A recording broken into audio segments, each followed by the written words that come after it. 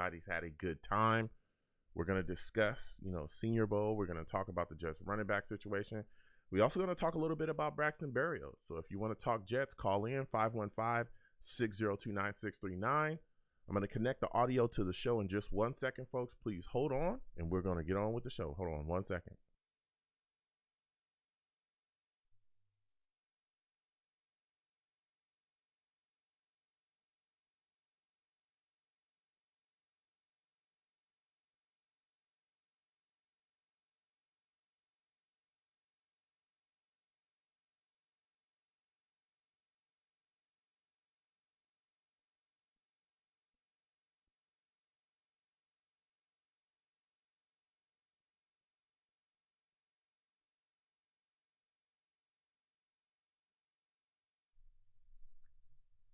Blog Talk Radio.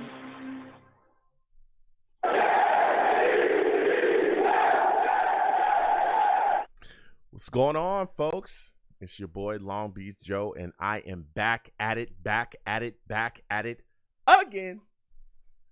Boys, back at it again. You know what I'm saying? We are here talking Jets. We got a lot to discuss. New York Jets coaching staff, at least, is coming off of the Reeces Senior Bowl. So we're going to discuss a lot about that, a lot of talking about how well the New York Jets staff did. And it's a lot to be discussed about, some of the interactions that they had with players that, could end up on the New York Jets. There's a lot to talk about the impact, the Senior Bowl and some of those players could have on the Jets roster, and on the decisions that the New York Jets can make in the draft. We're also going to be discussing the running back situation. We're going to be discussing Braxton Barrios as well. Salutes to all the savages in the chat as well, showing in all my guys in there. So I'm going to go ahead and get into the show. Listen, folks, I'm the man of the people. I'm here for the people. Let me shamelessly promote my Facebook page. Everyone go on Facebook, search The Long Beach Joe Show. Like that page. My content's up there. Go ahead and give it a listen. Message me. I'll message you right back. I love going back and forth to folks about this football team. Also, leave me some feedback. I love hearing about what you folks think I do here on the Long Beach Joe Show. Listen, man, your boy's on iTunes. You know what I'm saying? Your boy's on iTunes as well. Go over to iTunes, search The Long Beach Joe Show on iTunes. Subscribe to the show, okay? Subscribe to the podcast on iTunes as well. And give your boy a rating. You know what I'm saying? A 5-star rating would be cool. And give me some feedback. Let me know what you folks think about the show. I love hearing, your thoughts about what I'm doing here. And salutes to everybody that does. I truly appreciate you. You know what I'm saying? And I'm also, as well, for those of you that want to see this handsome face, you know what I'm saying? I'm not just a great voice. I look good as well. You know what I'm saying? I look great.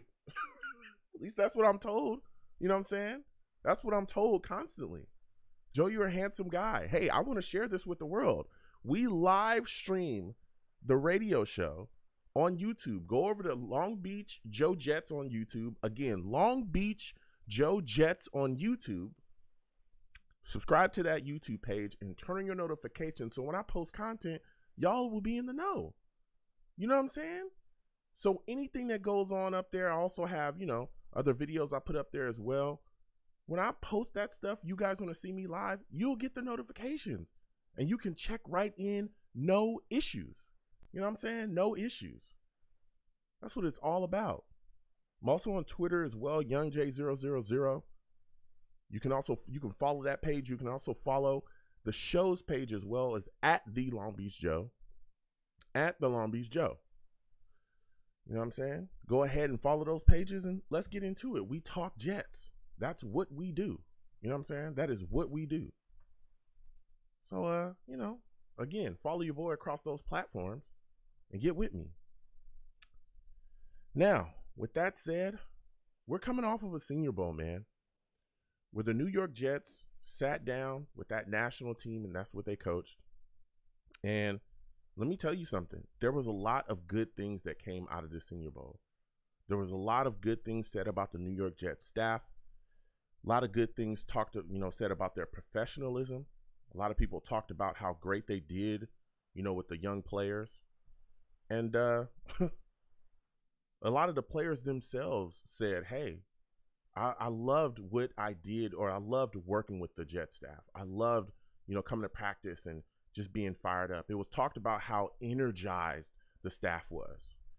And I keep saying this, and I think a lot of Jets fans truly don't understand this, that yes, getting the right players in here is important. It's extremely important to get the right players in here to help this rebuild along. But having the right coaching, okay, having the right attitude, having the guys that we need to do what?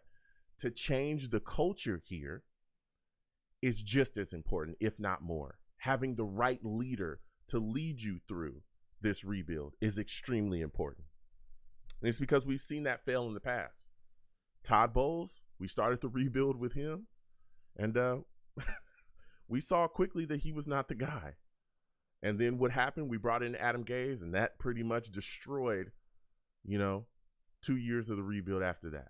So having Saleh and his staff come in here, come in with the change of energy, come in with passion, come in fired up, come in wanting to inspire players as well, has been huge for us. And we saw that at the Senior Bowl. Now, the Senior Bowl is big for us because what it allowed the New York Jets to do was really get up close and personal with a lot of players, a lot of young players that we could end up drafting.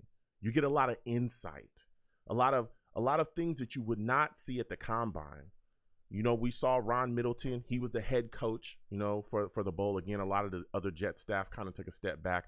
We saw Ron Middleton get up there, and he led a lot of passionate speeches, talked about how, hey, if it moves, hit it. If it don't move, hit it. You know what I'm saying? For those of you that don't know what I'm saying, there's a great video up of Ron Middleton just out there addressing a lot of the young players before they were going out there on the field. And you could feel the energy. You could, if you're not a Jets player, it made you want to be a Jets player. It made you want to go run out on the field for that guy, you know what I'm saying, and take on whoever was there. Pretty much every player, that played on that national team talked about how much they loved the Jets coaching staff. We also saw players wearing Jets paraphernalia. We saw guys with Jets hats on, all kinds of stuff. I don't know if that's, legal. I'm just saying that's what we saw. We saw pictures of that. And it was unbelievable. But the biggest thing is, again, this really allowed the Jets to truly evaluate players. A lot of things that you can hide at the combine, and we've seen the Jets get duped by players in the past, hiding things in the combine, right? We drafted Vernon Golston. He was a bust, but he was a big combine warrior, a guy that, did extremely well. And then we drafted him, we brought him in here. He did nothing for us. Well, here at the Senior Bowl, you can't hide that because they got a couple of days to sit down with you. They're talking to you. They're going back and forth with you. They're discussing a lot of things. They're getting insight on your mentality as well, which is huge. That's huge because you can be great physically. You can have all the attributes, but if you don't have it upstairs, then you're probably not going to last too long in the league.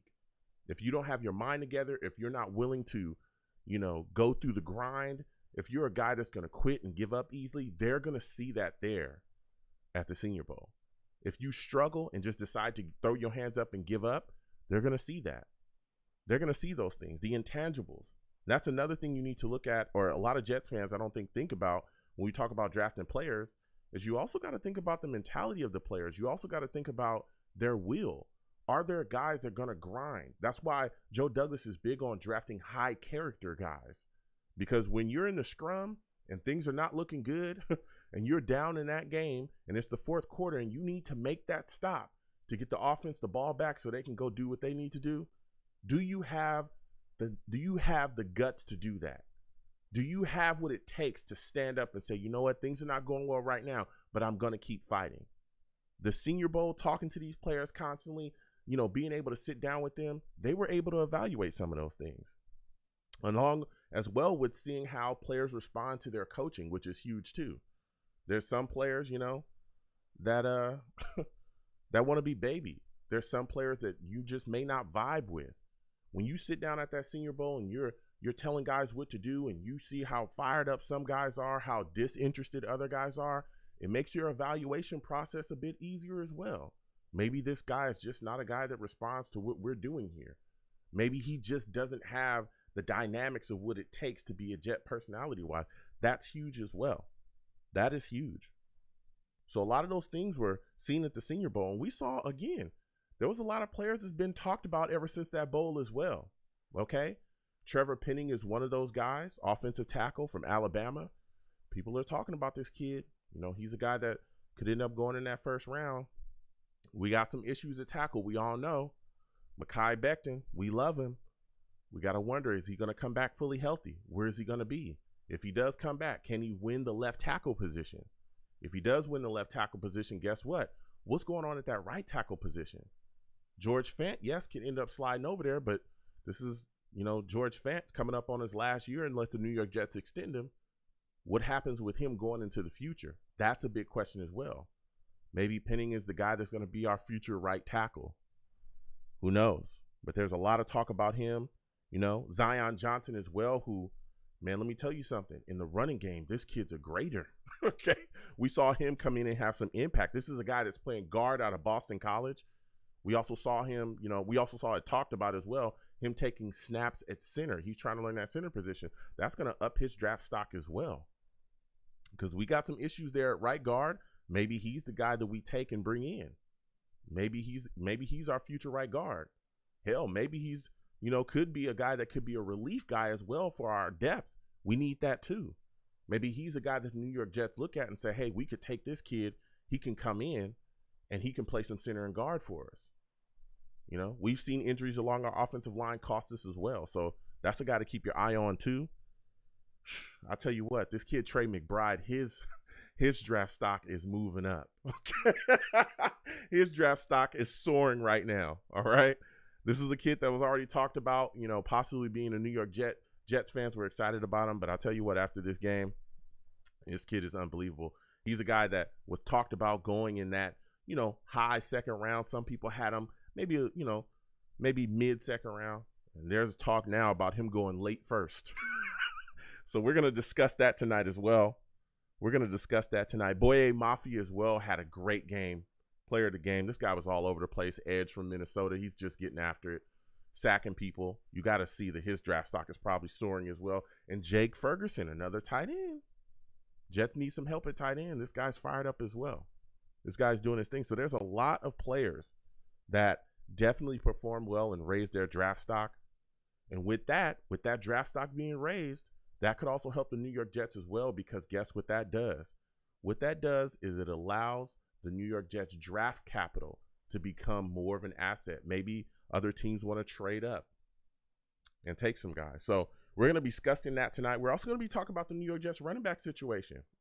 Michael Carter looked phenomenal this season for us, but we got some guys that are free agents. Tevin Coleman could walk. We're going to be talking about Braxton Barrios as well. There's a lot of talk that Braxton Barrios may want $9 million per season. I need to know from Jets fans, are you paying Braxton Barrios $9 million per? I want to know. I want to know. We're going to be discussing that. Salutes to all the savages in the chat. I call my guys in the chat savages. Why? Because they're savage, all right? They're savages. All right? And they get after it, okay? Nobody's safe, not even me. Salutes to all of my guys, NY Jets FL, Danny Odell, Mikey LaFleur's in the building. Salutes to you as well. I got the Jets offensive coordinator in here. You know what I'm saying? I got the Jets offensive coordinator in the building. You know what I mean? Salutes to Brian Steele, Mr. Magic, Shonen, all my guys, man. So we're going to get to these lines again. 515-602-9639. 515-602-9639 is the number. Call in. We are taking all callers. First guy I'm going to my guy Colin, man. I'm coming directly to him. He knows his Jets. He knows what he's talking about. Salutes to you, Colin. I want to thank you for calling in today. How are you feeling, my friend? Hey, good evening, Joe. What's going on? What's going on, man? Hey, listen. My apologies for the last show, too. No, it's all good, man. It's all good. Listen, man, we're sitting here talking about these things that went on in the Senior Bowl. You know what I'm saying? What are your thoughts about how the coaching staff did? Because it was a lot of comments about how they did an immaculate job and brought so much energy and passion to the bowl. What are your thoughts about that, man? Yeah, I mean, hats off to the Jet staff. I think the culture that Joe Douglas, and Robert Saleh is building, it's reflecting on all the other coaches, right? So everyone seems to be on board with, what they're trying to do there. So the whole culture thing it looks like it's on the right track. So, hats off to those guys. Starting with Jody and Robert Saleh. Those guys are doing a good job when it comes to that part. Yeah, it is. Now, when you look at this situation as well, I think the Jets being able to coach this Senior Bowl, I think is big, because I think it's going to pay dividends as far as being able to scout players and really get the insight that you would need to figure out, is this guy a guy I want to draft or not? What are your thoughts about that, man? What are your thoughts about the New York Jets coaching staff being so close to some of these players that could end up being future Jets? Yeah, that's actually a very good thing for us, for the Jets, right? We get to meet with a lot of seniors, a lot of guys that, most likely are going to be around there, in the third round, maybe late second, fourth round. Mm-hmm. So they have a good opportunity to, they had a good opportunity to evaluate a lot of these guys and really get to know them close up, right, and in person. So I think that's going to be an advantage for us in the later rounds, as far as guys that we definitely, going to be looking to get. Yeah. One of the guys is the tight end. Trey McBride. Can't think of his name right now, but not him. He's going to be an early pick, right? He's probably going to go first, or he might go second round. Dude, now he might go late first. He might go late first now. There's a lot of people already talking about him going late first. Yeah. Yeah, there's a guy, he's a New Yorker guy that they possibly can get him in the third round. That, his dad expressed, that he wants him playing for the Jets. So I won't be surprised if that's the guy that we pick. Okay. I just can't think of the name. Maybe the chat can help. Maybe the chat can help out a little, with who I'm referring to. But yeah, he could be a guy that, that the Jets target.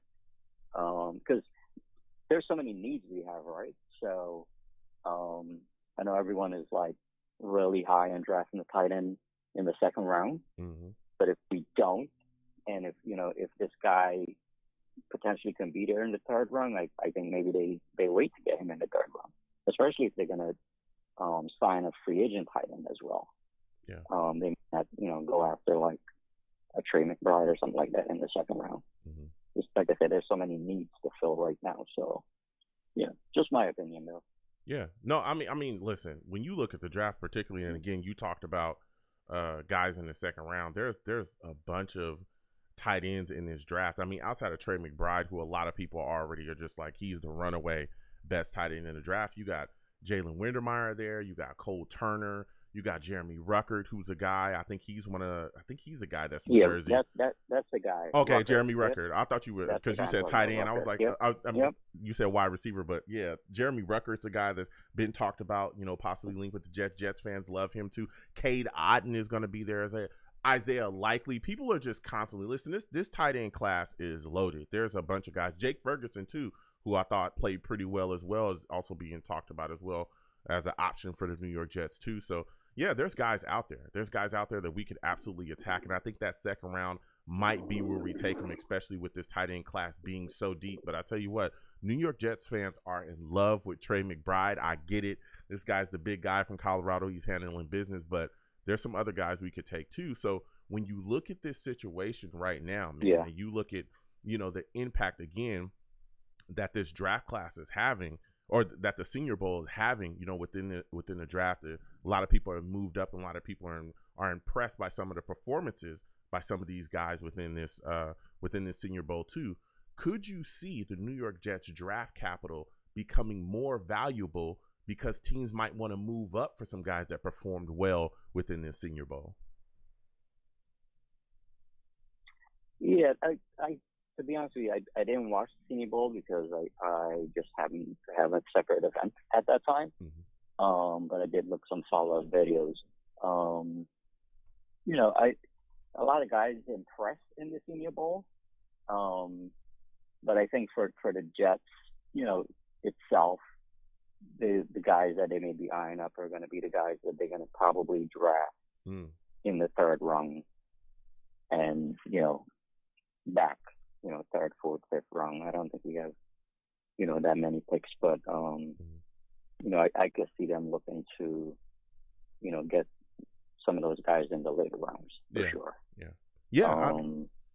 I'm not sure if other teams are going to be looking to move up, to get some of those guys, but possible. Yeah. I mean, there are some guys. Kenny Pickett. I'm more. Yeah, Kenny Pickett is a guy that. Like those guys in the first round. That, that the one thing with the first round with guys moving up, it's really gonna come down to Joe Douglas and Robert Saleh being very clever as to what they do. Right? Do they trade out from the fourth pick, or do they trade out from the 10th, or do they trade out from both picks to acquire more picks? So it's gonna like they would say cat and mouse game that Joe Douglas is gonna have to play to really maximize the potential of those two picks. Yeah. That's gonna be the $1 million question none of us has an answer for right now. Yeah. But I think they just have to be very clever on that 4th and 10th pick as far as what they're gonna do. Yeah. We really can't go wrong with the picks because we have so many needs, right? So, you take the best available player at 4 and 10, and we will be filling the need regardless. So, we really cannot go wrong with those two picks. Yeah.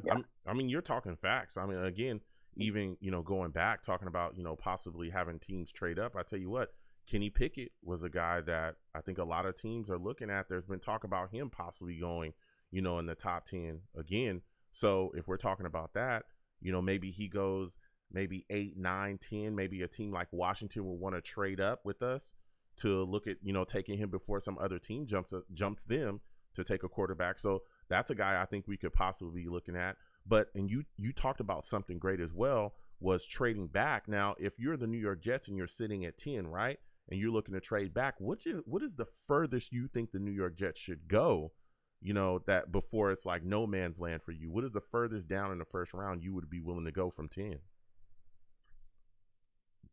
Yeah, I think they would have to look at the board, right? At the needs at every position, because we need a player like seems like every position right now. So, if you're I would trade back as far as the pick where I'm still getting potentially maybe a top 2 guy. So it could be a top 2 receiver, maybe it's corner, maybe it's linebacker, right? But I would go as far back as where I'm still getting at least a top 2 player. Okay. Yeah. So, they would have to really, look at, the players that they think may potentially go. If you go back as far as 15, 16, and you can still get Linderbaum, or you can get the top 2 linebacker. Edge, obviously, you're not going to get a top 2 edge because you're not even going to get that in the 4th pick. But, maybe you get a wide receiver, maybe you get a corner, right? There's so many needs, like I said, we have. So, why not? Why not just trade back? Yeah. As far back as you can and still get the talent. So, yeah. Yeah. Is there any? I can't give you like an exact number, but yeah, no, I hear you. Is there any? But I would say trade back if you can. Yeah. Is there any scenario where you could see the New York Jets utilizing maybe the capital in some of their mid rounds to move from the high in the second round where we are back into the first round to grab a guy? Is there any scenario where you see that? Is that something you'd like to see the New York Jets do? I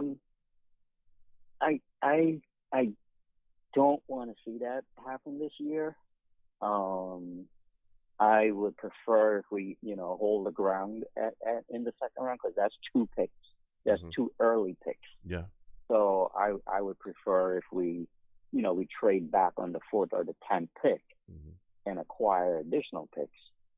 But I don't want to trade, 2 second round picks to move up to get one guy, because like I said, I just feel like we have so many needs, and this is the draft where we have to secure players that come next draft, we're not looking at the same positions again, right? Yeah. We need to really lock down certain positions with these top 4 picks so that we're not addressing the same positions come next year. Yeah. That's how I look at it. And that's what I meant when I say they really have to be clever with the draft this year, right? We do have a couple pieces in place, Elijah Moore, Vera Tucker. We have some guys.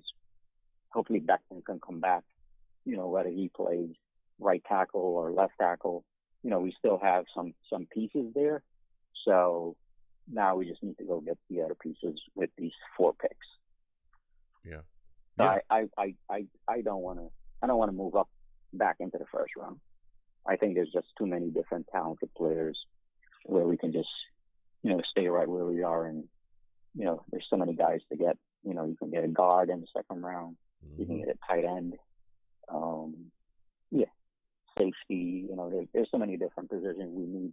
So I think, use the 4 picks to get 4 players that potentially could be starters for the team. So yeah, and there's so many guys. Yeah, no, that's a great take because again, we, like you said as well, we need so much help. The only way that I could see the New York Jets really moving back into the first round is if they do utilize, maybe that 10th pick or maybe even 4th pick again, depending on how Joe Douglas feels, to trade down and get some significant capital back and utilize that as just like throwaway capital. Okay, we got, we moved down from 10 to whatever. We got maybe a second round pick, or we got a couple thirds or something like that. Let's utilize that, pair that, move up for a guy that we know is not going to be there, when we are there in the second round.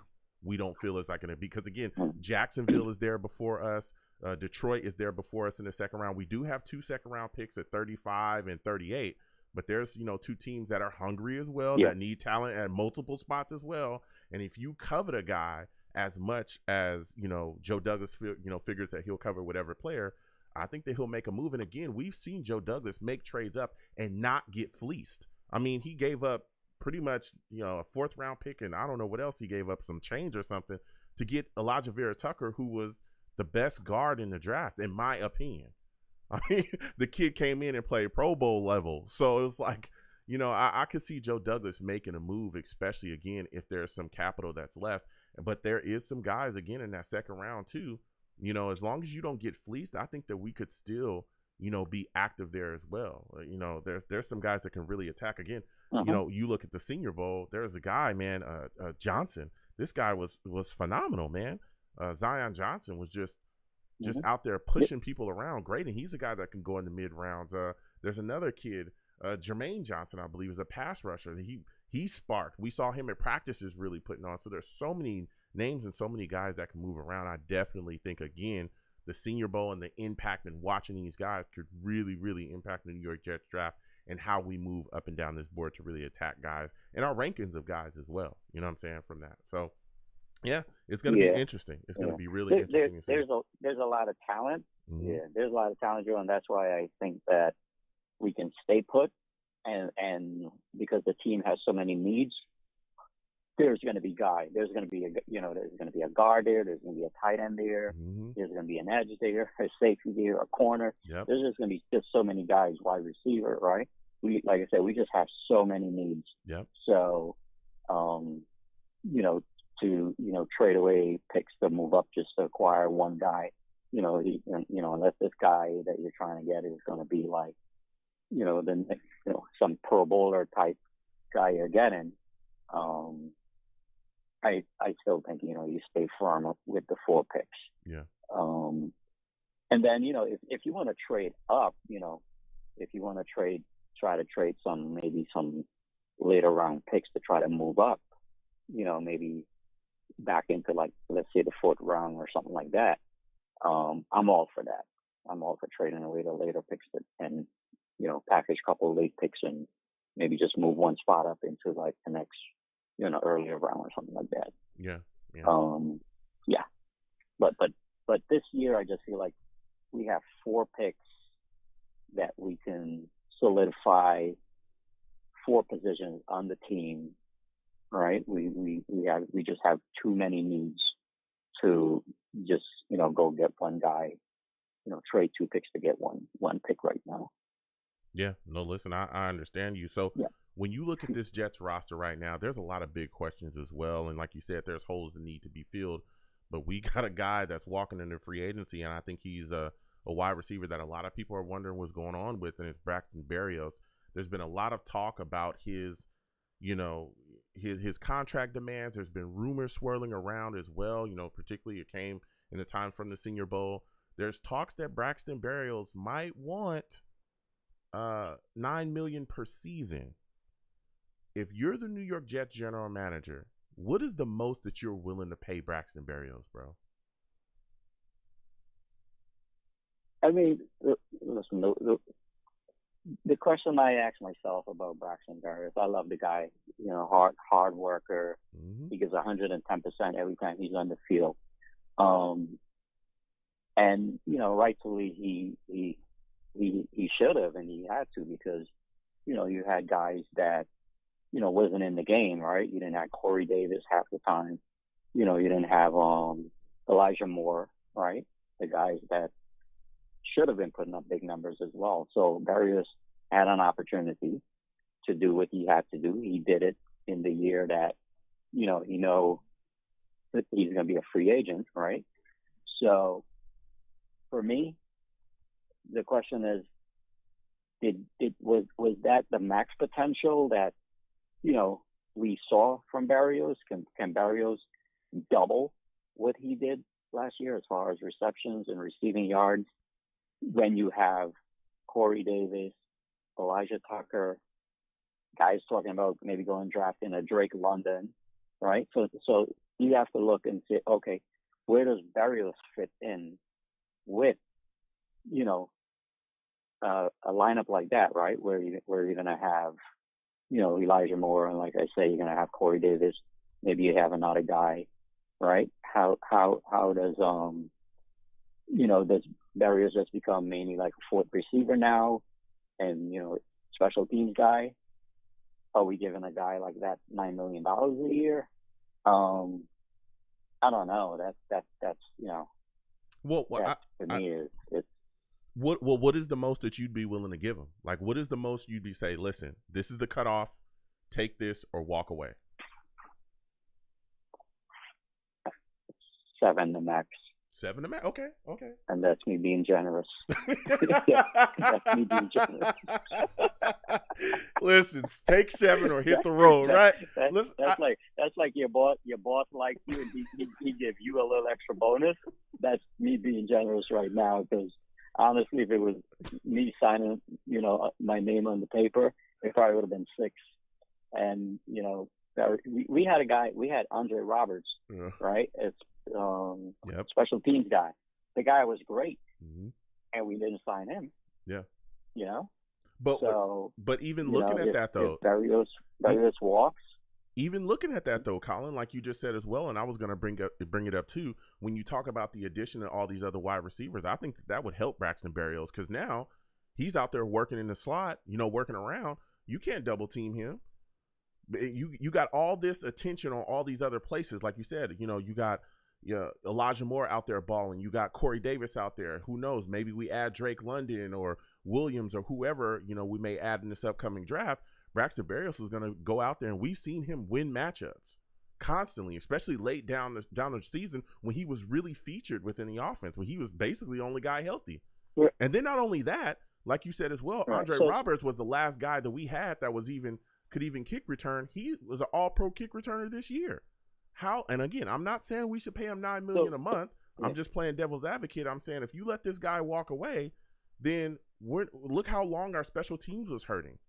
Do you want to have that yet again? Do you want to have that issue again? Go ahead. I'll give you the last word.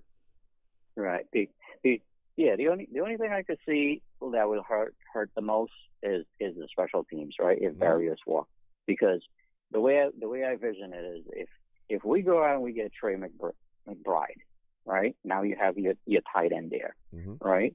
You go out and you have Trey McBride, you have Elijah Moore, you have Corey Davis, and you draft a receiver, right? Now, how often is Barrios getting on the field other than special teams? you know, so that's where there's like that thin line, right?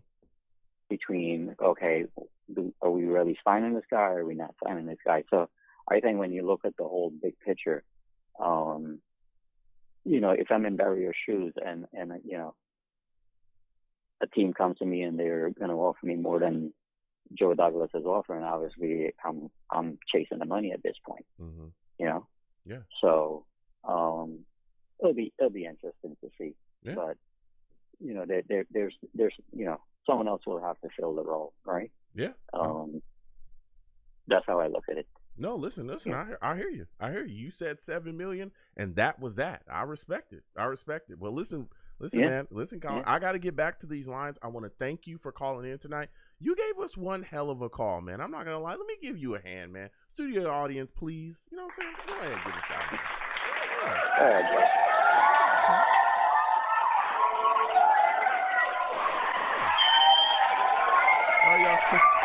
Y'all doing too much.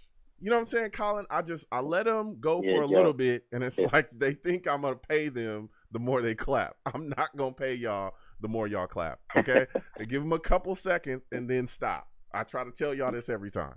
You know what I'm saying? That's what I try to do, but they don't listen, Colin. Listen, I gotta get going, Colin. I want to thank you for calling in. Joe. You have yourself a good one, all right? Yeah. You know? Yeah. I tell the studio audience to slow it down. You know what I'm saying? Pump your brakes. I'm not going to pay you more money because you clap longer. All right? Slow down. We're going to get back to these lines. Again, 515-602-9639.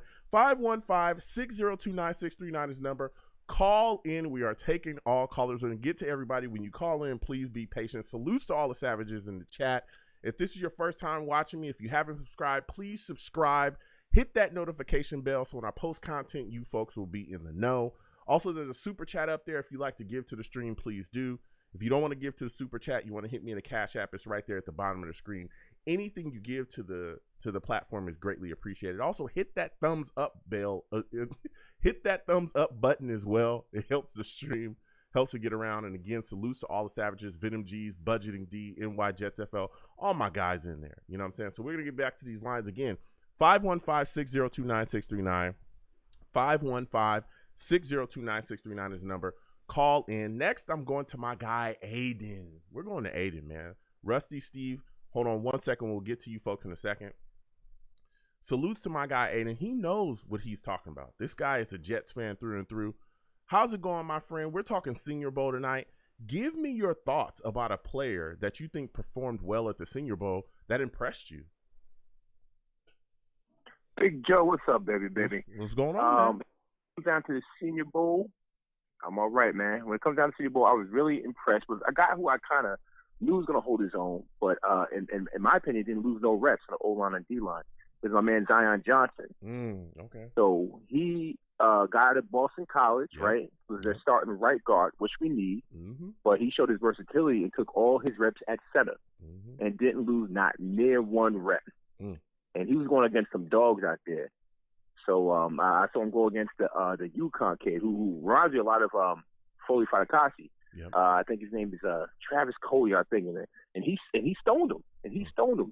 But everyone else, he walked back to the quarterback and put him in his lap, like, here, hold that. But Zion Johnson wasn't having none of it. So I know a lot. I know the kid out of UNI, University of Northern Iowa.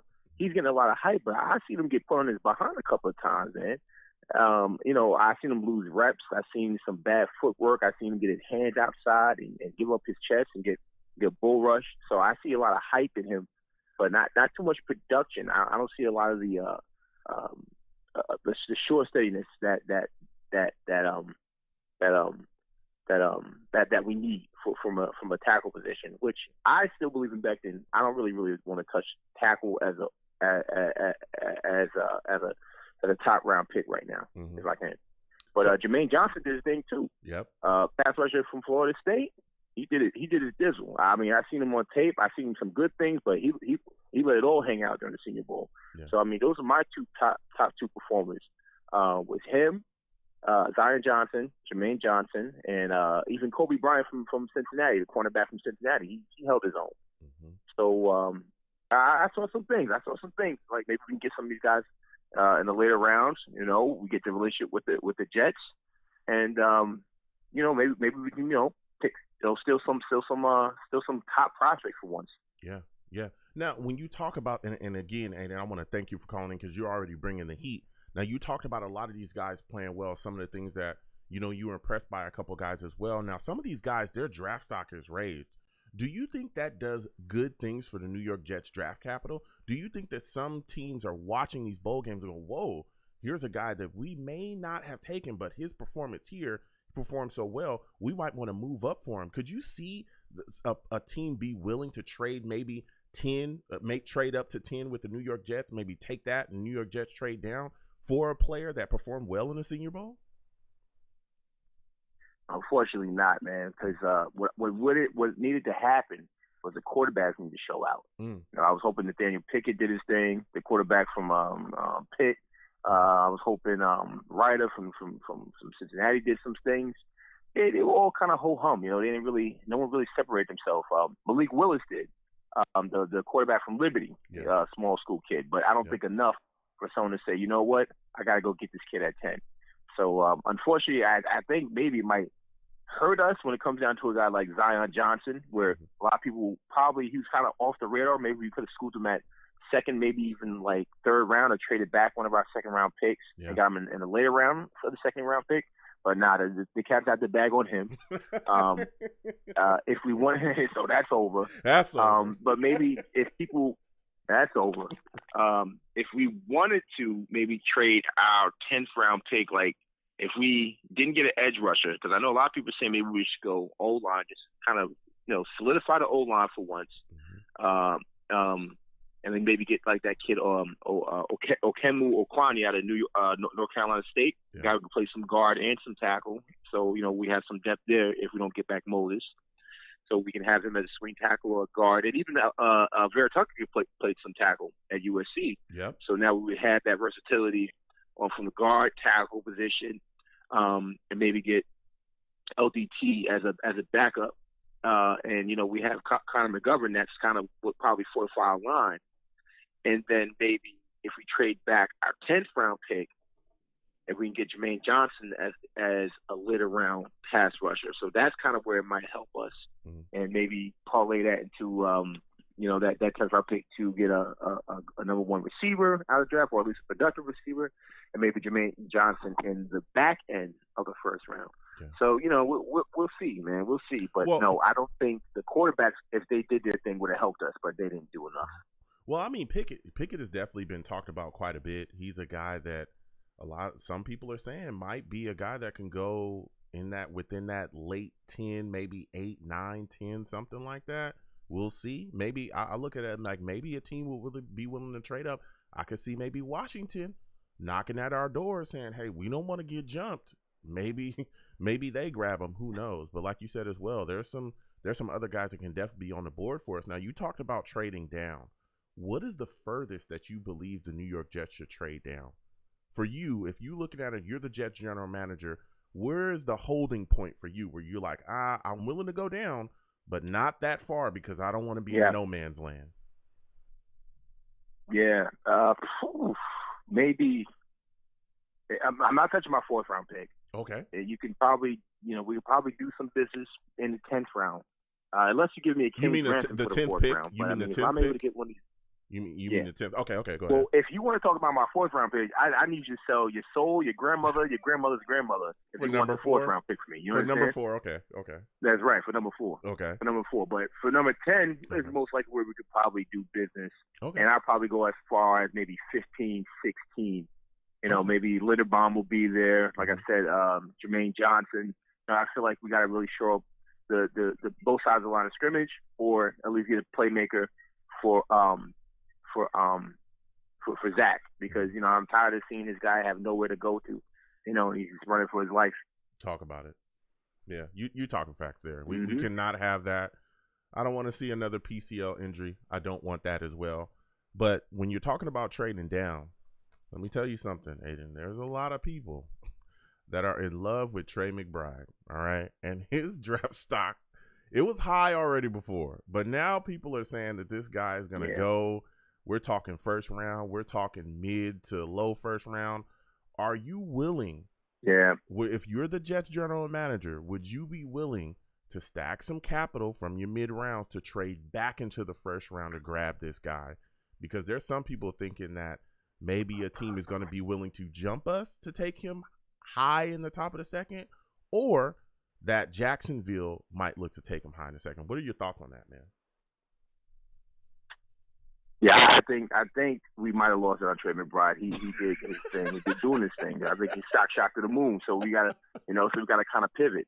But luckily for us though, this is a deep draft class. As far as tight ends go. Yeah. So I mean, you could pivot over to Jeremy Ruckert, you could pivot over to Charlie Kolar, and actually they said the most impressive guy at the Senior Bowl was a little known kid out of UCLA, Greg Dulcich. And I mean, I've seen him burn linebackers. I mean, it left them in their dust, and he's a willing blocker. Yeah. So and he has a little bit more length than Trey McBride. So sometimes these guys get marked as number one, and it'd be someone who just comes out the dark horse. A dark horse who winds up actually performing well in the league. So. No, I mean, I like Trey McBride. I think he'd be a great fit. I know we want to be a 12 personnel team, but if we can, get an Njoku, I don't think we're getting a guy from the Cowboys. I don't think he's coming here. I think he's going to probably get franchise tag. But I mean, if we pair him with a free agent like Njoku or someone who's even saying Darius Myers from the Dolphins, Gesicki really doesn't fit. But with a Greg Dulcich who's 6'5", or Jeremy Ruckert who's 6'6", Kolar who's 6'6", and they all block and they all got good hands and they can all kind of separate.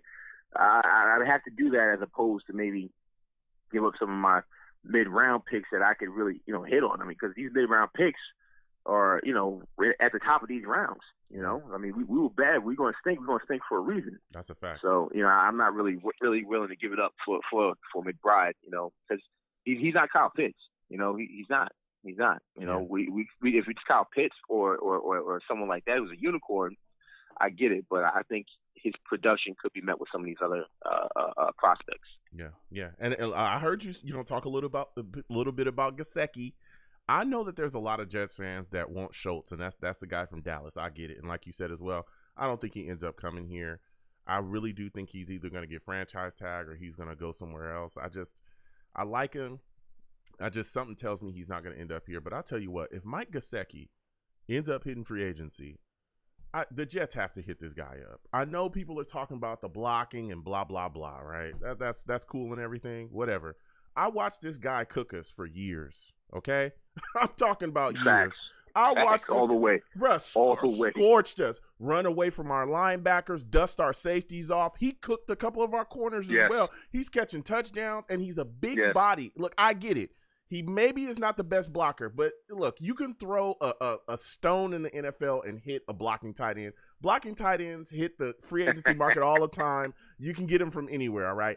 This guy, Gesicki, if he's on the market, you got to chase him. I'm sorry. I look, I get it, but if Mike Gesicki is out there, Joe Douglas has got to make that call for me, man. He's got to, bro. I hope so. I mean, I would take a go at it. I think you don't always have to fit the round peg in the square hole. Work around your players, man. If your players can't block, then no call blocking plays for him. That's what I'm saying. Put them out in the slot and let them cook. Right, let them cook the safeties and linebackers like they've been cooking our safeties and our linebackers. Man, I'm talking working us. Now, when you look at the New York Jets right now, this wide receiver core, there's a guy, Braxton Barrios, hitting free agency. There's a lot of talk about him, man. Now, after Senior Bowl, there's rumors swirling. Pay that man his money. $9 million a season. Are you willing to give? Hey, are you willing to give him $9 million a season? Talk to me. Hold on. Hear me when I say it. I'm listening. Pay this man his money. Stop playing around. What? Okay, you're not. All right. So people are saying, right? The squeal number is $7 million. I respect. Here we go. Go ahead. I hear it. But I mean, for $2 million, you're going to lose. Right? Everyone says, he's the fourth receiver. Was he Zach Wilson's fourth target this year? Let's keep it 100. Was he? Okay. No. He was like his second or sometimes his first. All right? Our wide receiver core is a mash unit for the past 2 years. I mean, these guys can't get out their own way. It's like they get a hangnail and they done for the year. So what's the best availability? Who's been available for us? Barrios. Who's won third downs for us? Barrios. It hasn't been Elijah Moore. It was like, oh, Elijah Moore could do it. Elijah Moore could do it. Elijah Moore could do it. He ain't doing it. He ain't doing it. He's not doing it. And in my opinion, the jet sweeps, the end arounds, I've seen Elijah Moore try to do it, but he don't do it with the same success that Barrios has done it. He's not weaving in and out. He's got speed, but I'm not sure if he has the short area quickness that Barrios has shown us. Yeah. Not just 1 year, 2 years, but since he got here from us. We took him from the Patriots, right? Yeah. You know, if we don't pay him, you know what's going to happen? He's going to go back to the Patriots and cook us. Oh, man. All right. Yeah, I can see it. Or go back to Miami. He's from Miami. Yeah. Come on. We're going to strengthen our AFC rivals, our AFC East rivals, if we let him go for $2 million, right? Okay. We did that to Robbie Anderson, right? Damn it if we didn't wish we had Robbie Anderson 2 years ago. Yeah. Where would this wide receiver core be? For $2 million. Stop. People act like it's their money they spending. Right? Get off the right. Unclutch your purse, okay, and let him. Because who else are we paying from our own, right? We let Foley Fulicasi go, right? Yeah. We're not going to sign Robert Morris, right? Mm-hmm. We're going to let him walk. We're not bringing back any of our tight ends, right? Jameson so that money got to go somewhere. Yeah. All right? It's air. It's air. The money is air. Okay. So why not keep a homegrown talent who plays like a demon on offense, on special teams? He's the first All-Pro we've had since Vietnam. If we're going to tell him to go take a hike for $2 more million. Okay. I mean, really, think about it. Who are you replacing him with? Is it Crowder? No, he's gone too. Yeah. So you're saying, oh, well, we didn't give Andre Roberts that, and now look how our special teams has been ever since. Yo. So Jets fans always want to say, we don't get that nice. We don't get that nice. We don't get nice. You get something nice, and then you let it walk out the door. And then you say, how come free agents don't want to play for us? Because you don't pay them. Then one guy's going to say, you know what? I want to play with Zach Wilson, where I may or may not get the ball thrown accurate to me. There may be an O-line that may not stand up to the rush. You know, I want to play for the bottom basement of the AFC East Jets. Baxter said, hey, I'll do it. Just give me $2 million more. And we're gonna clutch our purse for that. If you can name me someone to replace him with right now, then I'll sign on a dotted line. But if you need to bring in 2 or 3 more guys to fix what Barrios does, and this guy's been there doing that, and it's been a locker room, you know, and it's been great in the locker room. He's been doing everything you ask of him. You know, what kind of message does that send? Yeah, no, hey man, why should I come? Right. Yeah, and just the taxes alone in New York and New Jersey. Yeah, he needs that $2 million. They will tax him to death. Yeah, listen, I when you go to Miami, where they don't even have tax, they don't have state tax. I hear you. I've gone back and forth with a lot of people, and my initial thing was 7 to 8 million, and people were like, "Oh, Joe, 7 to 8 million, even that, 6 is at the most." And I was like, "Listen, Braxton Barrios at the end of this season, he was like the only guy that was healthy." He was relatively healthy this season as well, and he was making plays consistently this season. And this was a guy that even I admittedly talked about possibly not even making the roster. Remember when Denzel Mims was the big thing? Yep. And we're all those things. And then you also talk about the kick returning ability as well. You're like, dude, he's an all-pro kick returner. Now, look, I'm not fully on the $9 million per season bandwagon. I'm not on that yet. But what I am saying is I see what people are talking about. When A's bringing the take like he's bringing it right now, and I'm going to give him his props, so I'm going to give him A his props. I'm going to give him his props because everything he's saying is facts. $9 million a year is just a little tough for me. It's just a little tough, but I hear you. Hey, you bringing nothing but facts, bro. That's what Randall Cobb is getting. Cobb is getting $9 million out the slot. Yeah. One person goes down. Who's the next person coming up? Yeah. On this roster right now, one person goes down. Who's the next one? Yeah. It's Braxton Barrios. Football is 100% guaranteed injury sport. Mm-hmm. You need depth. We keep saying we need depth. We need, right? It says, oh man, look at the Wayne Corbett's of the world. Mm-hmm. Who do you think Barrios is? Yeah. Who do you think Barrios is? Yeah. So if you don't want to up $2 more million for that, then you get what you get. Yeah. You get what you get. You can bring the corpse of Randall Cobb here or whatever, and you'll see what happens. It's not the fire. It's not the same guy. I'm telling you. Yeah. I'm telling you. Okay. So I know what JD's going to do because he's kind of shown his hand. He's not going to pay this man. He's going to walk out the door, and he's going to go out of the Miami and the Patriots for cheaper. He will go for cheaper because they're they're contenders. They're contenders. Yeah. We're not. We have to understand where we are in this rebuild. We're not going to pay anyone else in our own camp. Not $2 more million is not going to stop us from signing some key free agents. Yeah. It's not going to stop us from signing Schultz if he comes to us. But not many people are going to come to us. So we have a weapon here in home. He's just saying, hey, give me $2 million more, pay me like a respectable slot receiver will, right? He's not asking for the top of a slot receiver. Mm-hmm. He's asking for like kind of that middle range. There's other people who get paid like I think Schuster plays mostly at the slot. He gets like almost $15 billion. You're not asking for that, and he don't do no specials at all. Mm. So I'm telling you, we're going to get hurt in the receiver, and we're going to wish we had Barrios. Yeah. No. Mark my words, not going to sign here. We're going to hold on to our purse strings, and we're going to regret it. Yeah. We're going to regret it. Listen, I hear you. That was a great point there. Now, my final question before I let you go, man. You look at this New York Jets running back situation. Give me your thoughts on the season that Michael Carter had. What was your evaluation of him? And do you think we should re-sign Tevin Coleman? Whew. I think Michael Carter is our one, no question about it. The offense, in my opinion, runs through him as it stands right now. Because really, besides Michael Carter, name one person. This is why I'm so hard on bringing back Barrios. Name one person on the offensive weapon that we had that puts fear into anyone else's heart. Yeah, I'll wait. Yeah. Name one person. Well, all right. So Michael Carter can be that guy. Yeah. I think he can be that guy. His trajectory is heading towards that guy, that weapon. Who, man, now you got to stack the box, and maybe we can hit some guys on the outside, right?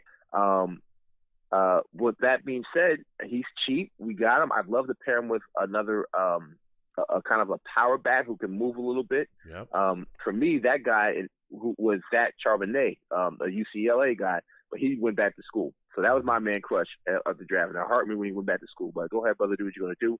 I bet you that guy will be a second-round, first-round pick next year. Yeah. But you know what's so crazy to me? I felt Josh Adams, right? When we had him, I felt he was that complimentary back. 6'1", 225. He has speed.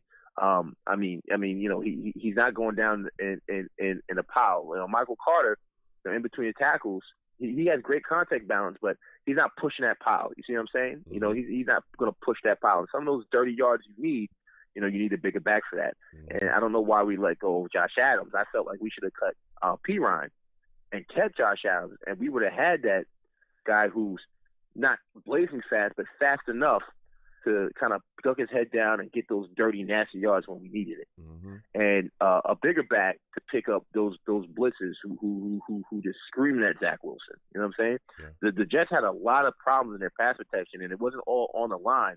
Some of it was just the back, and sometimes it was Michael Carter just getting overwhelmed. He's 5'9", 200, and some of these guys is coming downhill in the A gap, and they 250. You give them 40 pounds, and they running full speed. Yeah, you're getting overwhelmed. So I think we kind of played ourselves by not having a big back to kind of like neutralize some of these blitzes. Mm-hmm. Yeah, and there's other guys again in free agency. Matt Breida, I think is going to be a guy that's going to be out there as well. He has familiarity with the system. He's a guy that we could possibly bring in and help us too. But like you said as well, looking at the running back situation, maybe the Jets take a guy a little bit later on in the draft, maybe in these late rounds that could come in and fill in. But again, there's some other guys that played well. Like you said, Austin Walter played solidly too.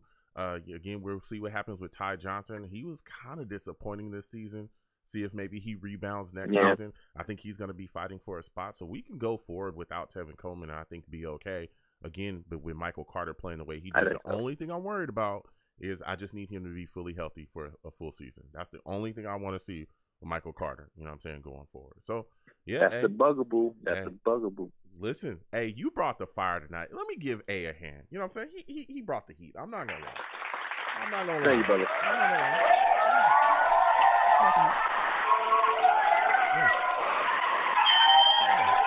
I done told y'all not too much. Y'all shut it down right perfectly at the right time. You know what I'm saying? I told y'all not too much, and y'all starting to understand. You know what I'm saying? I don't pay y'all like that. Listen, I want to thank you for calling in, my friend. Next time I have a show, I want to hear from you, man. You really bring the heat, all right? You got it, brother. Take it easy. All right, you have a good one. Listen, we're going to keep getting to these lines again. 515-602-9639. 515-602-9639 is the number.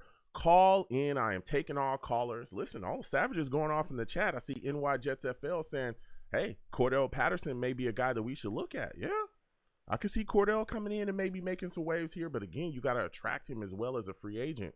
You got to get these guys in the building and sign them. I understand Braxton Barrios said $9 million. I don't know, man. There's a case to be made, though. I will say that. I'm not saying that I'm on that bandwagon as of yet. I'm still in the 6, 7, maybe 8 kind of bandwagon right now. $9 million, you know. But I'll tell you what, Braxton Barrios put on this year and made a lot of plays. And not just that, he made a lot of plays on special teams. Dude is an all-pro kick returner. My goodness. Everybody's saying we can just go get somebody, you know, from college. We said that when Andre Roberts walked away. And it was years before the all-pro kick returner Braxton Barrios. That's all I'm going to say. We're going to keep on talking about that tonight. Again, we're getting back to these lines. 515-602-9639. 515-602-9639 is the number. Call in. Please subscribe to the channel if you have not. Hit that notification bell and also give the stream a thumbs up. You can donate through the Super Chat or through my Cash App. Anything you give to the program is greatly appreciated. So we're getting back to these lines. Next, I'm going to my guy, Rusty, man. We're going to Rusty. Steve, we're coming directly to you after this. Rusty, salutes to you, my friend. I want to thank you for calling in tonight. Rusty, I know you got some heat to bring to us, my friend. Braxton Barrios. People are talking about $9 million, giving him $9 million, man. What are your thoughts about this? Would you give Braxton Barrios $9 million per if you are the New York Jets general manager? What's up, Joe? Salute, savages. And hell no, I give Cheerios $9 million. No way. Talk about it. Talk about it.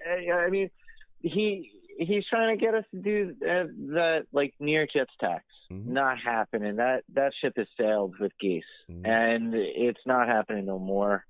And he wants to get cute. It's all good. You know, there's a kid out of UCLA, Kyle Phillips, who would love to take his job away from him, and he could do it. And when you see him play, you'll understand.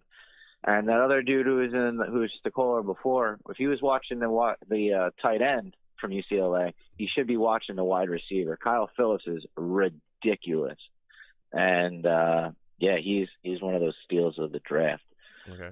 He's going to be insane. They made him sit at the Senior Bowl because he was torching everybody. They're like, dude, don't even play on TV, honest to God, because you're going to make everybody look bad, and you might kill your stock if you get injured. Mm-hmm. So they told him not even to play. And listen, Rusty. Yeah, he's the real deal, Holyfield. Listen, Rusty, I hear what you're saying, man, and I get it. And I'm just playing devil's advocate here because I understand both sides of this argument. But when you look at the New York Jets wide receiver core, if Braxton Barrios walks away again, Jamison Crowder, probably gone. Mm-hmm. We're probably not going to bring him back. Keelan Cole's probably going to be gone. Denzel Mims is a big question mark. Yep. It's really just Corey Davis and Elijah Moore at this point. You let Braxton Barrios walk. Not only is Barrios walking out of the door as a receiving threat, but he's also walking out of the door with an all-pro special team kick returner tag assigned to him as well. We all know that he is actually that good. And special teams helps teams. There's a lot of hidden yards there, sets you up with a lot of great field position.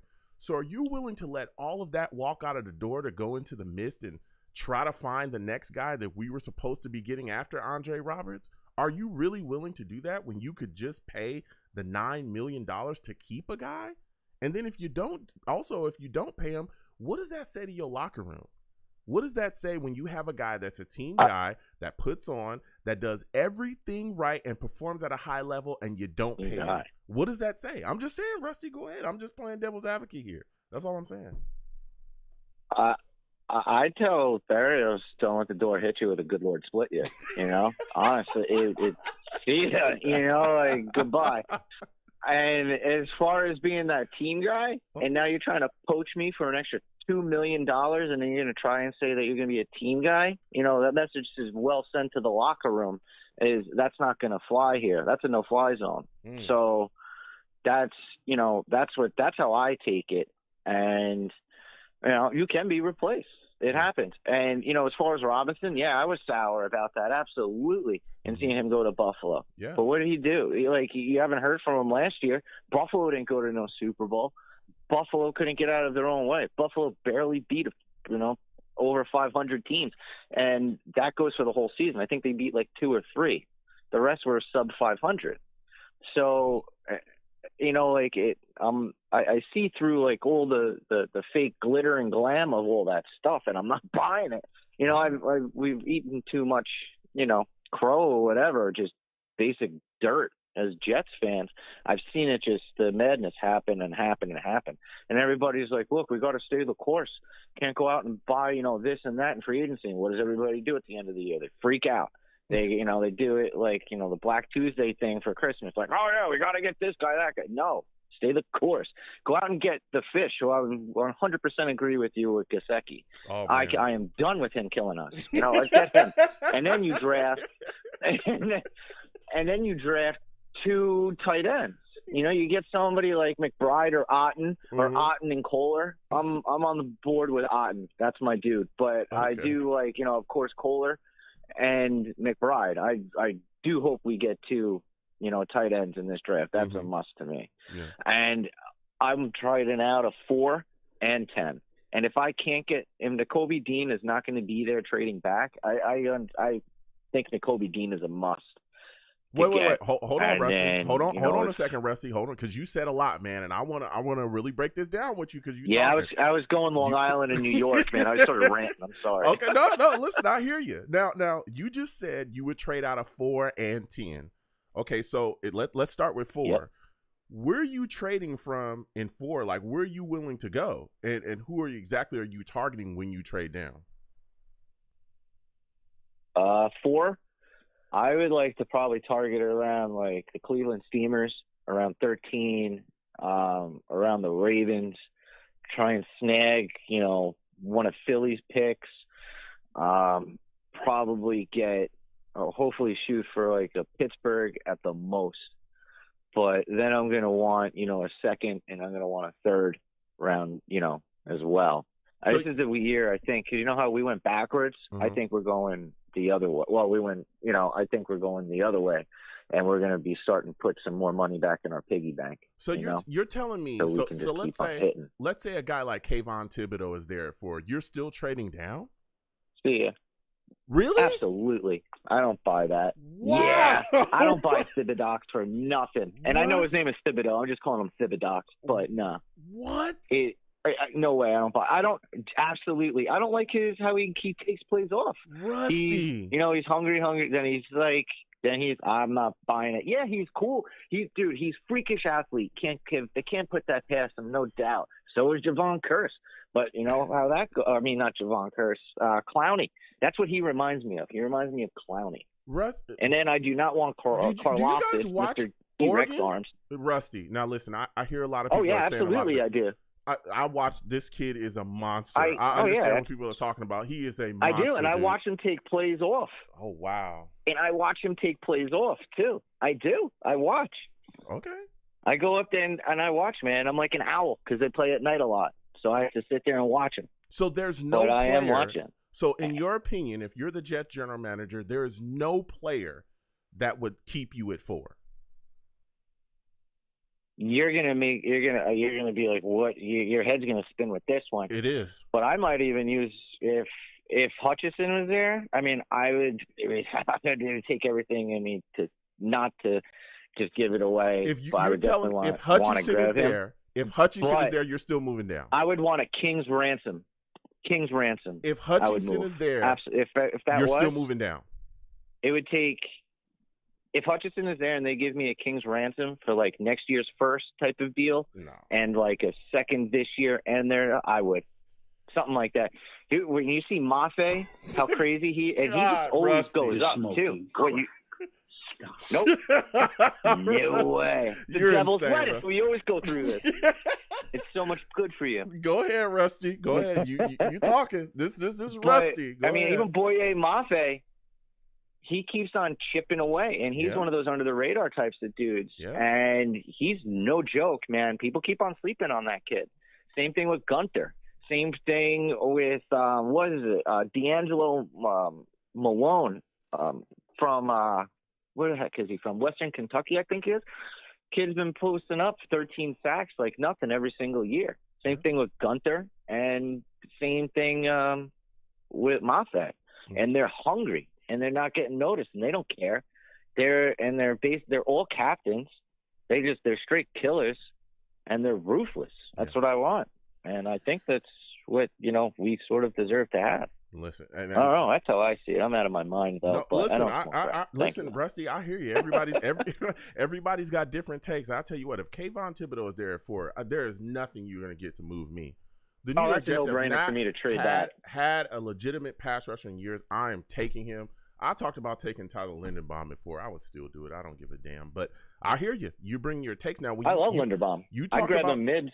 Yeah, I'd love him. You talked about 10. What is the furthest you're willing to move down from 10 before you're like in a no man's land, right? If you're the Jets general manager, what is the furthest that you're willing to trade down from 10? Similar to 4, nowhere past like Pittsburgh. I'm going to be staying from like the Cleveland Steamers at 13 to like around 20. Around 20, yeah. Because that's where I just want to I just want to stack and rack as much as possible, and if possible. And the main guy that I absolutely want out of this draft is Nakobe Dean. Okay. He's the quarterback of defense. That's my dude. And second would be Linderbaum.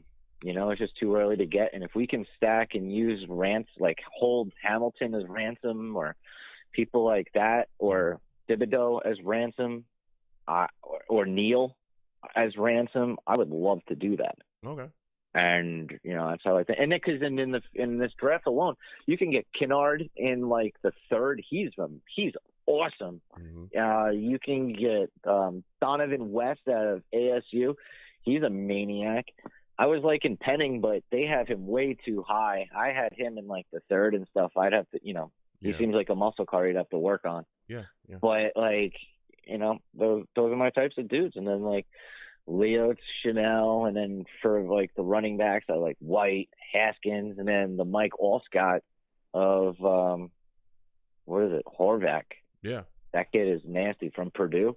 He got injured. He didn't play a lot this year, but he literally has Mike Allscott's number, and he's from Purdue. Can't even make this up. But yeah, I don't know. Some of the year drives the same. I'm pretty sure it does to you too. Yeah, there's a lot of guys out there now. This is my final question for you, Rusty. You've been bringing the heat. You got a lot of different takes. I respect them.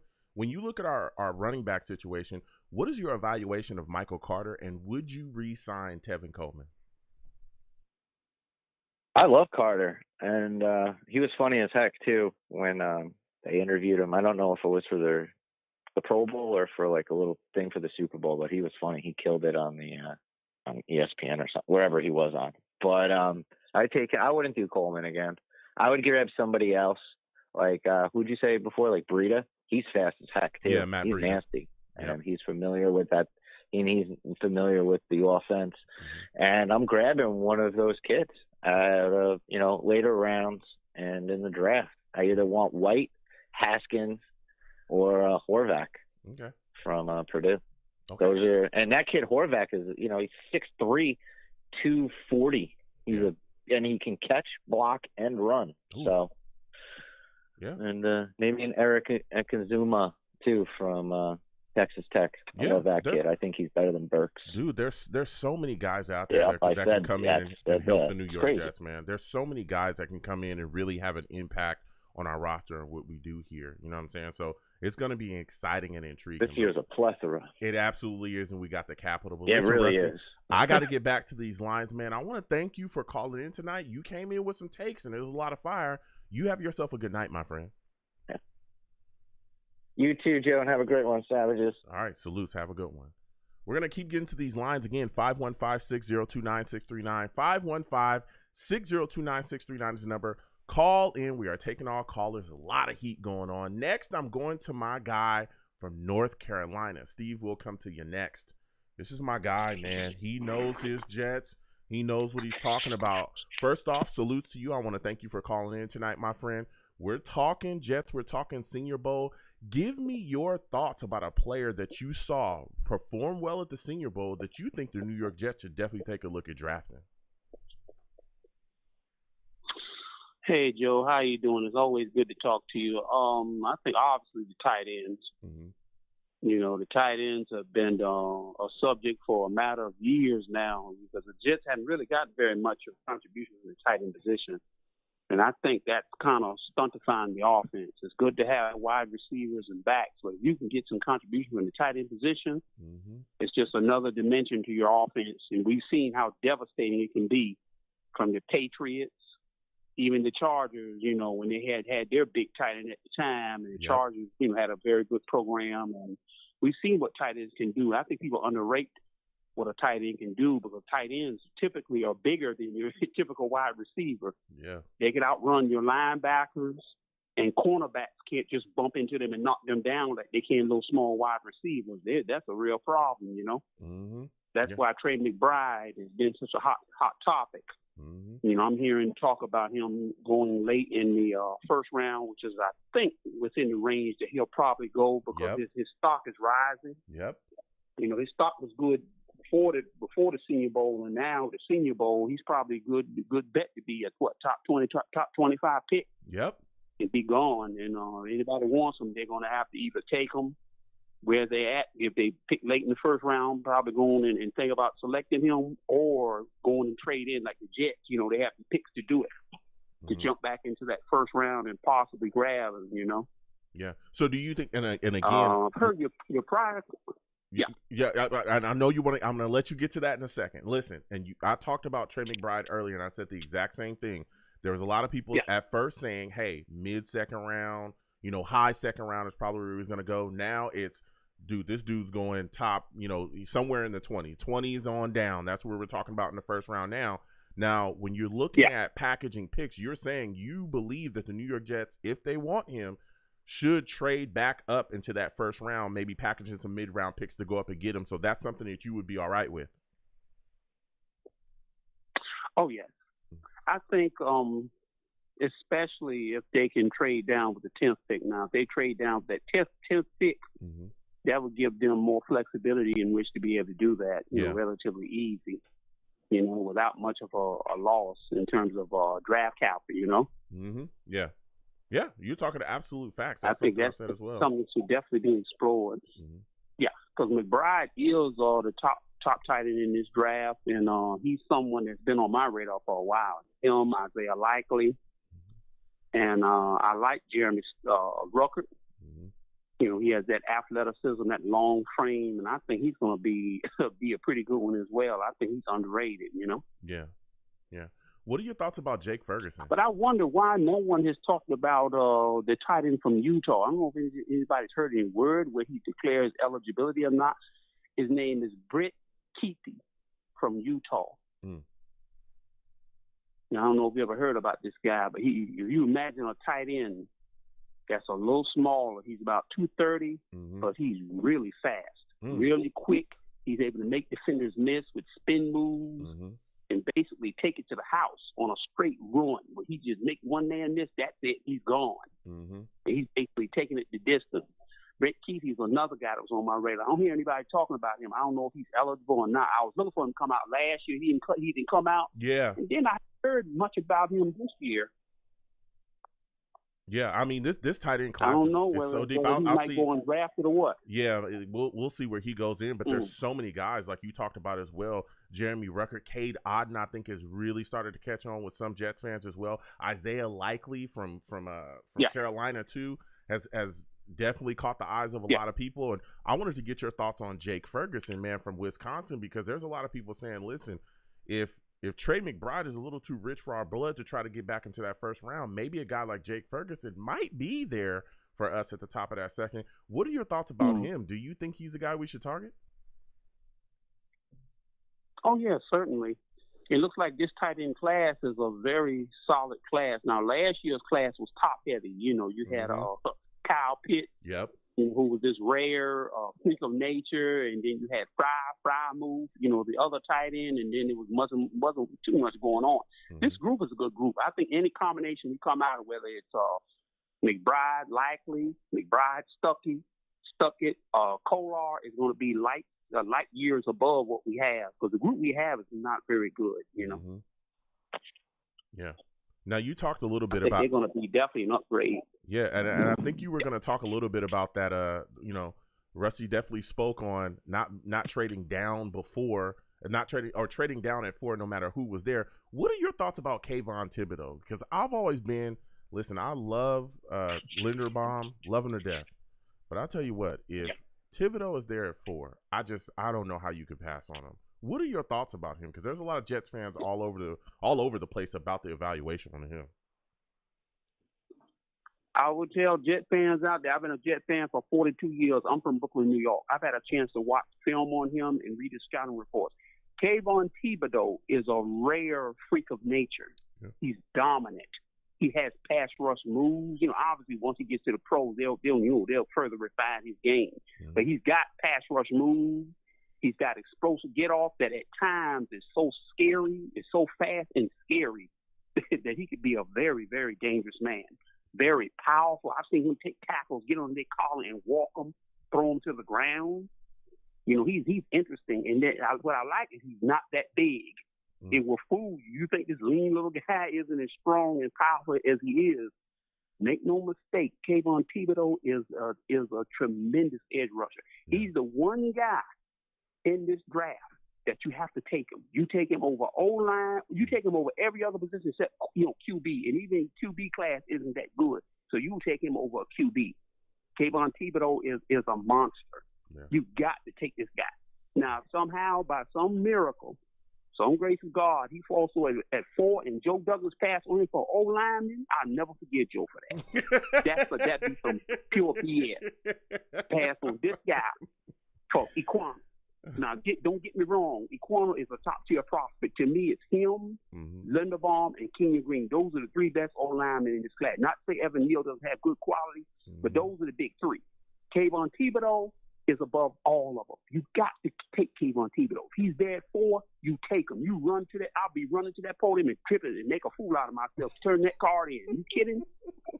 Yeah, and again, I would trip over that podium. Yeah, and again, I respect everybody's takes. Salutes to everybody. All Jets fans. But I look at Kayvon. I watched him out there in Oregon, and it was just like, dude, there's no way you don't take this guy if he's there at 4. He's the only guy that I would look at passing on. Possibly not taking somebody along the offensive line because I believe he's that good. But again, I respect everybody's take and I understand it. That's just my thought process on that. But when you look at this roster right now and you look at the wide receiver position, there's a guy, Braxton Barrios, that could be walking into free agency. There's a lot of rumors swirling that he may want $9 million per season. If you're the Jets general manager, are you giving Braxton Barrios $9 million per to stay here with the New York Jets? Is that something that you would do? Now, on that issue of that number, Joe is going to be looking to get players at as lower numbers he can possibly get. He's probably going to have his own numbers, but I'm hoping with this Barrios thing that they can split the difference somewhere between that 7 and that 9. Maybe they can split the difference and reach an agreement in the middle. You know what I'm saying? I'm hoping they can. It'd be a shame to lose Barrios. I think about back in the day when the Jets lost Chad Morton. You remember that? When we lost all those players to the Redskins? Yes, I was just about to say that. Chad Morton to the Redskins. Yep. Yeah. Go ahead. I think we lost Ferguson, too. I hope not to see a repeat of that. Yeah. Ferguson, I think, left, too. We had some good kick returns. Mm-hmm. And then I think about Leon Washington breaking his femur. And then that was a time that his contract was up and he broke his femur and we didn't bring him back. And we've had a rich tradition, not only at the center position, but with some very talented kick returns. Even back in the day, back in the 80s with Bobby Humphrey and JoJo Townsell, under Larry Pasquarel, the special teams coach at that time, who was highly regarded, went to ESPN. We've had a rich tradition, and I'm hoping we can continue it with Barrios, because for a while we lagged. You remember after Westhoff retired, we kind of lagged a little bit, and we weren't that good. We had a few years when we kind of lagged, and that's not us. Mm-hmm. We're usually one of the best in the league at kicking punt return yardage, and also in kicking punt return coverage. We've done very good. Mm-hmm. I want to see us return to that, because I think that's going to be an important element if we want to return to what we were under former head coach Rex Ryan and start winning games again, don't you think? Yeah, that's something we absolutely have to do. And for me, it's just like, that's why I'm looking at the situation and I go, look, I understand it's $9 million, and I'm hearing for a lot of people, I'm not on the bandwagon for $9 million, but I said 7 to 8. He might push me to 9, to be completely honest. because this guy is putting it together out there. Me too. You know, when you look at the situation here, again, we're a team that's still in the rebuild. We're trying to, continue to find the weapons that we need. But Jamison Crowder probably gone after this season, right? Keelan Cole probably gone after the season as well. Who else is there outside of Elijah Moore and Corey Davis? I mean, yeah, you can bring in a rookie, but can you really expect big numbers out of a rookie in their first year? I don't think so. Can you expect the type of production that you're going to get from Braxton Barrios in their first year? I don't even know if you'll necessarily get that. It's like, and he's an all-pro kick returner. I mean, you just talked about all these guys. We talked about Andre Roberts, which was a long time ago. That was a long time ago that we had that guy. When are we gonna start rectifying situations and making sure that guys that perform well stay here? Because if they're not, then what are we doing? That's right. We're not keeping our own guys. You know what I'm saying? That's the way I look at it. Definitely do that. Yeah. And again, I'm not on the 9 million bandwagon, but I'm just saying, I'm just saying. When are we going to start doing that? Hopefully on that inside, Joe Douglas and Barrios' agent, hopefully they can work out a deal and meet somewhere in the middle. Yeah. I'm hoping whatever Joe's number is, which probably is a little less than what Barrios is looking for, and if they can reach a deal in the middle, that'll be good for the Jets and good for the fan base and everybody. Because obviously we want to see Barrios stay. He's a good feel-good story. He's going to help our special teams unit and help Zach Wilson. Zach Wilson started going to him late in the year. Yep.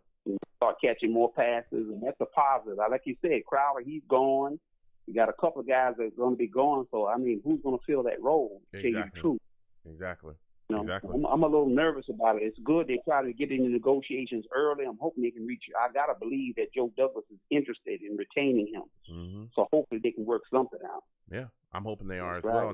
Now, when you look at our running back situation, my final question before I let you go, you've been bringing the heat, man.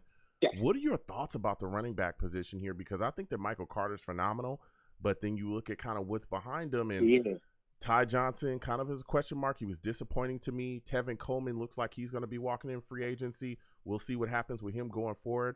Yeah. Austin Walter, I think, played solidly, when we actually gave him the ball. What is your assessment of the running back situation at this point?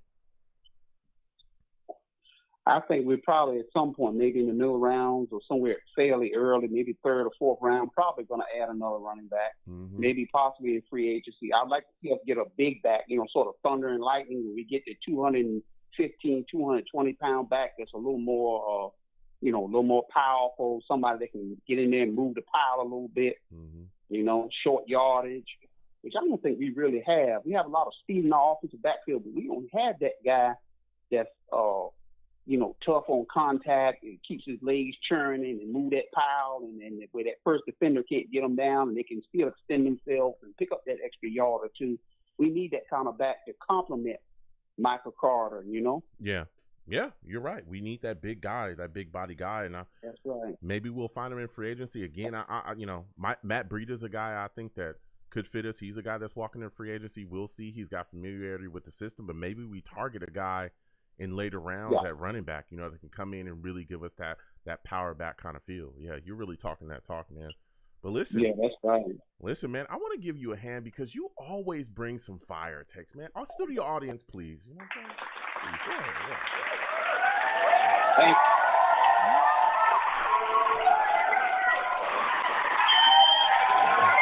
Not too much. You know what I'm saying? Not too much.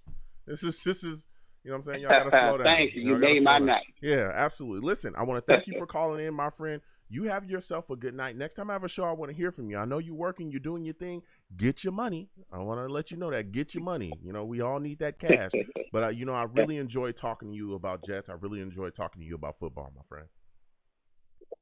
Yeah, same here, Joe. And you have a good night. You take care of yourself, too. And I look forward to hopefully get a chance to talk to you again soon. Absolutely. You have yourself a good one, my friend. We're going to keep getting to these lines again. 515-602-9639. 515-602-9639 is the number. Call in. I know I have a lot of new callers, but again, when you call in, please be patient. We'll get to everybody. Sit on the lines. I can see you. No need to call in and hang up, I can see you. All right. I know, I got new callers. We'll get to everybody. And salutes to all the savages in the chat. Every single one of y'all, man. Every single one of y'all. I respect y'all. I respect you. You know what I'm saying? I respect the heck out of the Savages. Again, we'll keep getting to these lines. Next, I'm going to my guy, Steve. Michael will be coming to you right after that. Salutes to you, Steve. I want to thank you for calling in tonight. Steve, listen, we're talking Jets, man. Braxton Barrios, there's a lot of rumors he wants $9 million per season. If you are the New York Jets general manager, are you paying him $9 million per? Hey, Joe. Well, first off, thank you again for having me on your show tonight.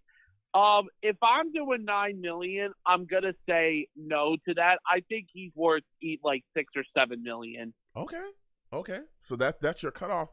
So you're just going to go into, are you just going to try to draft a guy that's going to come in and be a kick returner and give you his type of output? I mean, where are you going? Are you going to free agency and trying to grab a guy? What are you doing? No, I mean, the thing is, I think we could find maybe someone else maybe at that position if the Jets do decide to let Barrios go. Like maybe if there's someone in the draft that we could use like for the future, and you know, and it depends on free agency. I know some people are looking at Cordell Patterson, but the thing is about Cordell Patterson is I don't know if he's past his prime now because he's been in the league for many years. I mean, we'll see what happens with Barrios before free agency. I mean, I would like the Jets to re-sign him because he could definitely be a big future kick returner for us, but we'll see. Yeah, I mean, again, I know everybody's just saying walk away from him. I get it. You know, $9 million per it's serious, but when you have a guy that has put together the type of production that he's put together, and then you also look at the all-pro kick returning, I mean, it's going to be tough to walk away, you know, because again, Jamison Crowder probably not going to be here next year. Keelan Cole probably not going to be here. After that, what do you got? Denzel Mims, Jeff Smith, maybe? I don't, you know, come on. You got only thing left is Corey Davis and Elijah Moore. It's like, come on, man. You know what I'm saying? But moving forward, when you look at the Senior Bowl, man, there's a guy, Trey McBride, his stock has risen. Let me tell you, there was a lot of Jets fans in love with him, possibly taking him high in the second. Now there's a lot of talk about him being a late first round guy from 20 down. Is Trey McBride a guy that you would be willing, if you're the New York Jets general manager, would you be willing to pair some mid-round picks to trade back up into the first round to get? Is that something you'd like to see the New York Jets do, Steve? If the Jets are really high on Trey McBride, then maybe, yes, I would do it. But the thing is, though, I don't know if the Jets are going to do it. I mean, listen, I am a big fan of Trey McBride. I think he's got a lot of potential. I mean, the only thing is you don't really draft a tight end in the first round. I mean, listen, I know the Falcons did that last year when they took Kyle Pitts 4th overall. I mean, I know Kyle Pitts is an unbelievable talent, but if I'm looking at the situation, I mean, listen, if the Jets front office feels that they should trade up to go get Trey McBride, you know, go for it. But, I mean, there's also the other guy, you know, people mentioned from Wisconsin, Jake Ferguson, who's supposed to be another good tight end. I mean, listen, I wouldn't mind if the Jets got a tight end in free agency and then got one of those tight ends in the draft. I don't think we're not going to get both of them in the draft if that's going to be the case scenario. I mean, because the only thing is, we desperately need a tight end because the tight end position is a position that the Jets need. I mean, we haven't had a really good tight end since what's his face when we used to have Dustin Keller. Yeah. We haven't had a really good tight end. Yeah, I mean you're talking facts. You're talking facts. Dustin Keller was like the last guy that was able to make a play here, and then after that there was a lot of question marks. Yeah, so you know, I mean.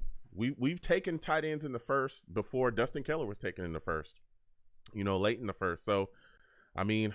Yeah, we took him late in the first. We ended up trading with the Packers that year to get Dustin Keller. I remember that. That draft. And that ended up being a great pick for us, even though we made that trade with Green Bay to get that pick. But you know something, Joe? I don't know what's going to happen. We got to see what happens in free agency. I mean, listen. You know, when I look at the free agency at the tight end position, you know, I know a lot of Jets fans are high on Dalton Schultz. I like Dalton Schultz too. Yep. I don't know if we get him, but my second option would be getting Mike Gesicki from Miami. Because if anybody also doesn't know this, Mike Gesicki is a New Jersey native. He is originally from New Jersey. I don't know what town he's originally from, but I know he's a New Jersey native. And I think having Gesicki play from home could be really big. I mean, I don't know if he would want to come play for us, but we'll see. Well, I mean, clearly he's from Jersey. He plays against us pretty comfortably. Feels like right at home when he's cooking us. You know what I'm saying?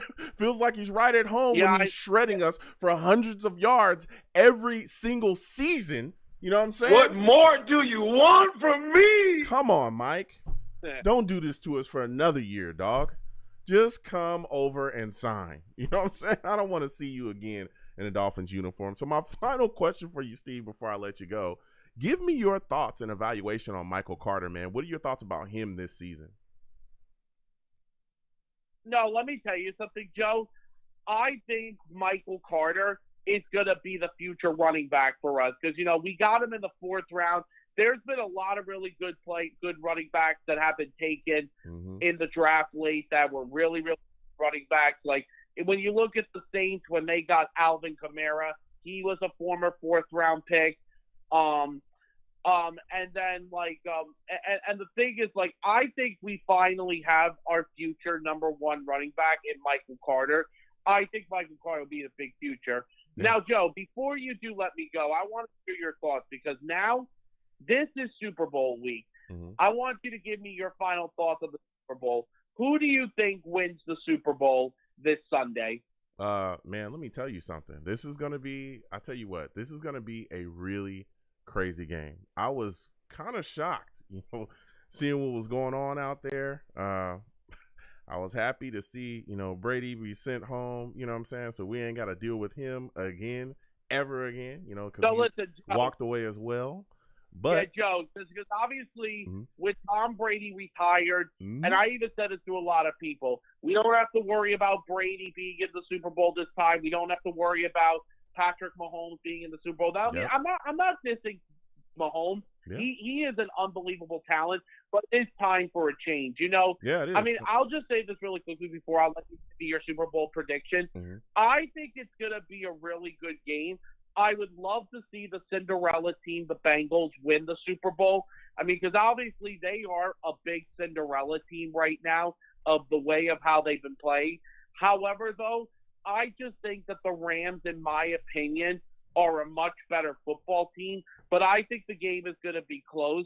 Yeah. I think the Rams will beat the Bengals. My final score is I'm going to go 27-23 Rams. Yeah, I see that right there, man. I think the Rams will end up taking it as well. So that's my take there. But listen, Steve, I want to thank you for calling in tonight, man. It was phenomenal to speak to you.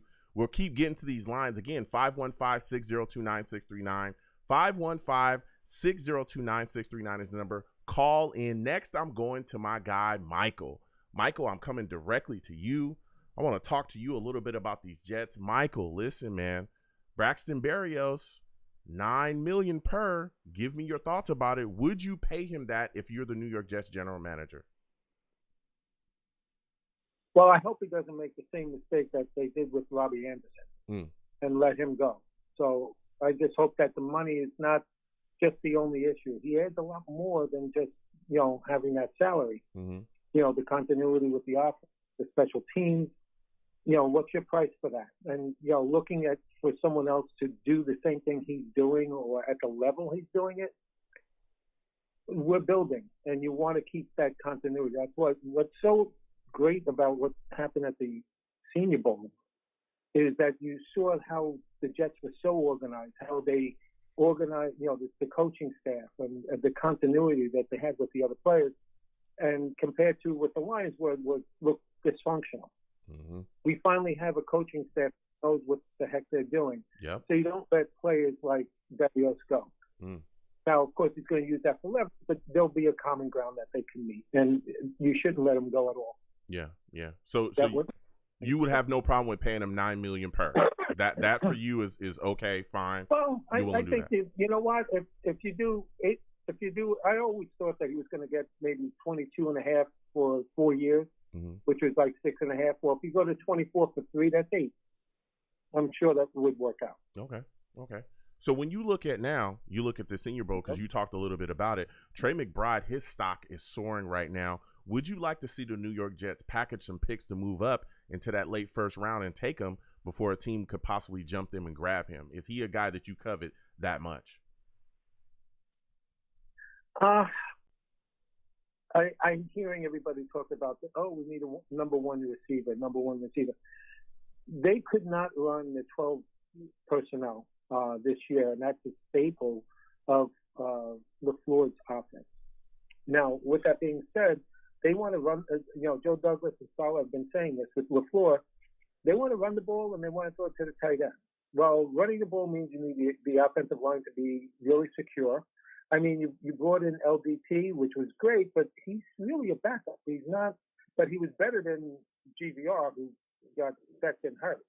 So, but you still need to build that offensive line. Mm-hmm. Right? So they've been talking about trenches. And that's what guys, it's not going to be flashy stuff. The tools that they're going to get Zach is not just his protection, but they're going to go with probably 2 tight ends and, a running back. And the running back that I'm looking at is Breece Hall out of Iowa State. This guy has done the most TDs for the past 4 years. Only 1 year he got beat out, and that was by Najee Harris, by 1 touchdown. This guy gets 20 touchdowns or more every year. So people listening should look into him.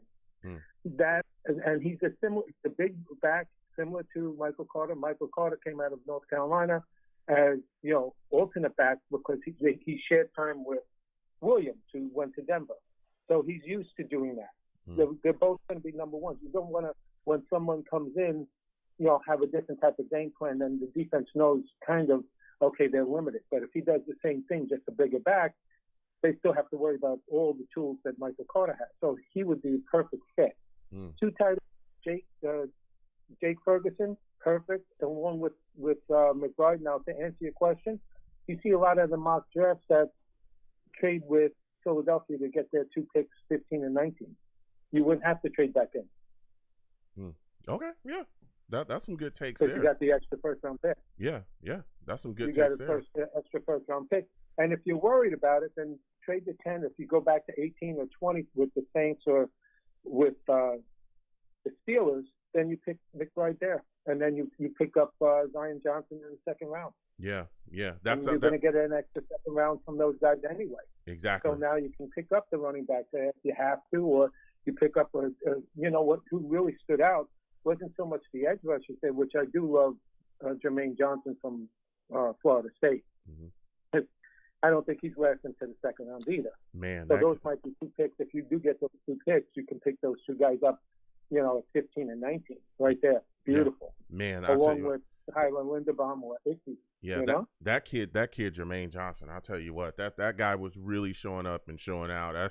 That's a kid, like you said as well. I think that if he hadn't been seen the way he was seen at the Senior Bowl, we might have been able to have a shot, but he probably is not going to be there when we're looking to take him. So, listen, Michael, I want to thank you for calling in, man. Go ahead, give me your last take there. You got it, Joe. Thanks for taking my call. All right, thank you, man. You have a good one. We're going to keep getting to these lines again. 515-602-9639.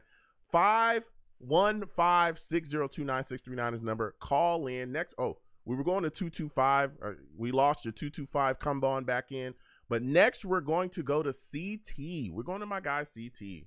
CT knows what he's talking about. Salute to you. What's going on, CT? You already know what time it is. Braxton Barrios, $9 million per. We've been talking about it all night.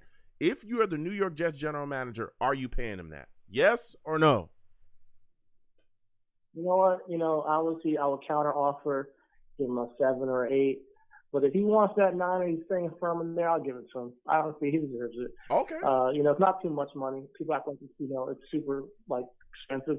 We have a lot of cap space, and I think you got to retain players that have shown heart on the team, and you got to retain players that have earned their place. And he was honestly a gadget player. He was doing all types of stuff. Special teams, came around on jet sweeps.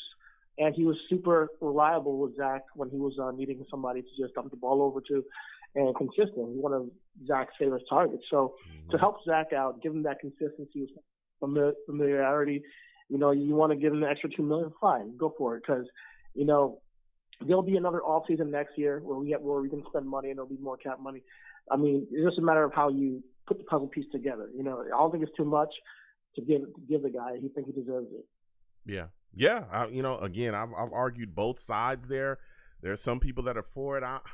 $9 million is kind of tough. I was in the 7 to 8, but at this point, I'm like, do I really want to lose a guy that has had as much production as he's had with us, that's shown the grit, shown the heart, and also been an all-pro kick returner for us? I don't know if I want to walk away from that. You know what I'm saying? I don't know if I want to walk away from that. He's a dog, man. Yeah. I mean, so yeah, Braxton Barrios has proven this year that he's an official dog, and when he gets out on that field, he's somebody you can count on. Yeah. You know, so like when you let people like that walk out of your organization, it does sting. And if he ends up in Miami or he ends up in New England, it'll be a nightmare for us. Yeah. So hold on to pay the guy. You know, he's a great player, and he's been a Jet through and through since we picked him up from New England. Let him, you know, have a couple more years out here and have some great years with us. Yeah, yeah. I mean, so when you look at the Senior Bowl, man, is there a guy at the Senior Bowl that you feel like performed so well that it impressed you, and you're looking at it and you're saying, hey, this is a guy that the New York Jets should draft? You know what, man? Everybody has their mock draft, and their ideas of things, and they kind of like are really going all for building around Zach Wilson. Even you, I get it. You can build around Zach Wilson. But when I see a stud player, I see it and I'm like, just take that guy, add him to your squad, and let's go. And Perrion Winfrey, even though he's a defensive tackle, I would find a way to get him on our squad. He seems like he's a difference maker. I'm not sure if Olaronzi is coming back. If he's not, then I would find a way to get Perrion Winfrey on this team. Because there's more, you know, obviously everybody's talking about Trey McBride. I get it. He looks great. I mean, if we get him, I'll be happy for sure. I do think there's other tight ends as well we can probably pick up later on. So I'm not going to be mad. Let's say we trade back from 10 though to 20. I know that Pittsburgh wants to take a quarterback, so they might want to take Malik Willis. Trade back and we pick up their 2 second-round picks as well. Then we would have a ton of picks in the second round to possibly get a tight end or get Trey McBride at 20. You know, if we get Trey McBride at 20 and then we fill out the edge rushers and the wide receivers and offensive line throughout the second round, that would be awesome too. So, yeah, I think that, you know, when it comes down to, Rachaad White, running back. Rachaad White, his patience with the pocket and how he chooses a lane, he's very decisive on what he just makes a ton of yardage just by being that decisive runner. I saw him in college too. And I was like, all right, I'm going to keep an eye on him. Then he showed out on the Pro Bowl, the Senior Bowl. And I was like, man, I really like this kid. So he's somebody we can get in the late rounds probably and pair up with Michael Carter. I know there's other running backs as well. But those are two that people are not really talking about that I think stood out to me. Yeah, yeah. Those are some guys I can get. I'll tell you what, Trevor Penning is a guy that I think, you know, we could be looking at as well, depending on what we do at 10, trading down. But Trey McBride's stock has just soared, man. I thought he was a guy that we could grab maybe early in that second, but it's not looking like that anymore. It's looking like he's going to go late first round at this point from somewhere from the 20s. Down to 20, say it again? Pittsburgh, we can get him at 20. Yeah, if we trade down to 20 with like from the 10 to 20, we can get him at 20. You know, if he's that quality, and we also pick up some extra rounds, so we get another wide receiver in the second round or something. I know people want to get a wide receiver and offensive line. There's a lot of, like you said, Trevor Penning also. He looks really good. You know, so we might want to pick him up, put him in the guard spot, you know, and in the second round. You know, everybody's saying that we got to, you know, get, you know, all these offensive linemen in the first round. I mean, you never know. You can pick somebody up. There's a lot of offensive linemen that have been drafted second round, third round that have been super, you know, great fits for their team. So I trust their staff. That's one thing I think I took away more than anything is I trust the staff to get the right guys. And with this information and intel at the Senior Bowl, I'm just super excited for seeing where the Jets go in free agency and where they go in the draft this year. It's going to be super fun to see the next couple of months. Yeah, it is. Now, my final question before I let you go is give me your evaluation of Michael Carter in this running back situation here. Is Tevin Coleman also a guy that you would like to see re-signed and brought back to the Jets? He didn't do too bad, Tevin. He didn't do bad. Now, he's not like a must sign. Like if we have gotten our free agents and we think we can add him, then sure. But I'm more on the camp of drafting a running back to pair with him. But Tevin, I mean, I don't mind bringing him back. He also had a decent, punt return too. Like, so the guy shows that he can play. So I'm not against bringing him back. Okay. Yeah, I respect that. Listen, CT, I want to thank you for calling in tonight, man. I got to get back to these lines. You have yourself a good night, my friend. No doubt. All right, you have a good night. Peace. Listen, CT calling in with some heat. He brought the take. So we're going to keep getting to these lines again. 515-602-9639. 515-602-9639 is the number. Call in. Again, I know I have a lot of new callers. When you call in, please don't call in and hang up. Call in and hang up. I will get to you. Just be patient. We get to everybody here. Next, I'm going to my guy, Max. This is Maxwell. He's calling in. He's got some text. Salutes to you, my friend. I want to thank you for calling in tonight, man. Give me your thoughts, man. Braxton Barrios, $9 million per. Are you taking him? Max? I think we lost him. Salutes to him. Hopefully he'll be able to call back in. But he wasn't there. You know what I'm saying? Maybe it was too much heat. You know what I'm saying? Just smoking him. Smoked him out right there. A lot of heat in his phones. You know what I'm saying? We heat up phones around here. A lot of hot takes. A lot of hot stuff going on. But I tell you what, we talked about a lot tonight. And when we discussed this running back situation here, look, I look at it like Michael Carter was phenomenal this year. Phenomenal, man. Really like what he brought to the table. Big time offensive threat for us. One of the guys that was really putting on before he got injured.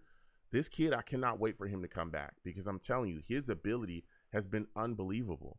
We've seen him come out of the backfield and catch the football. We've seen him, when handed the football, he can find holes, and he's a guy that can move, man. He can really move. So I like what he brings to the table with the New York Jets.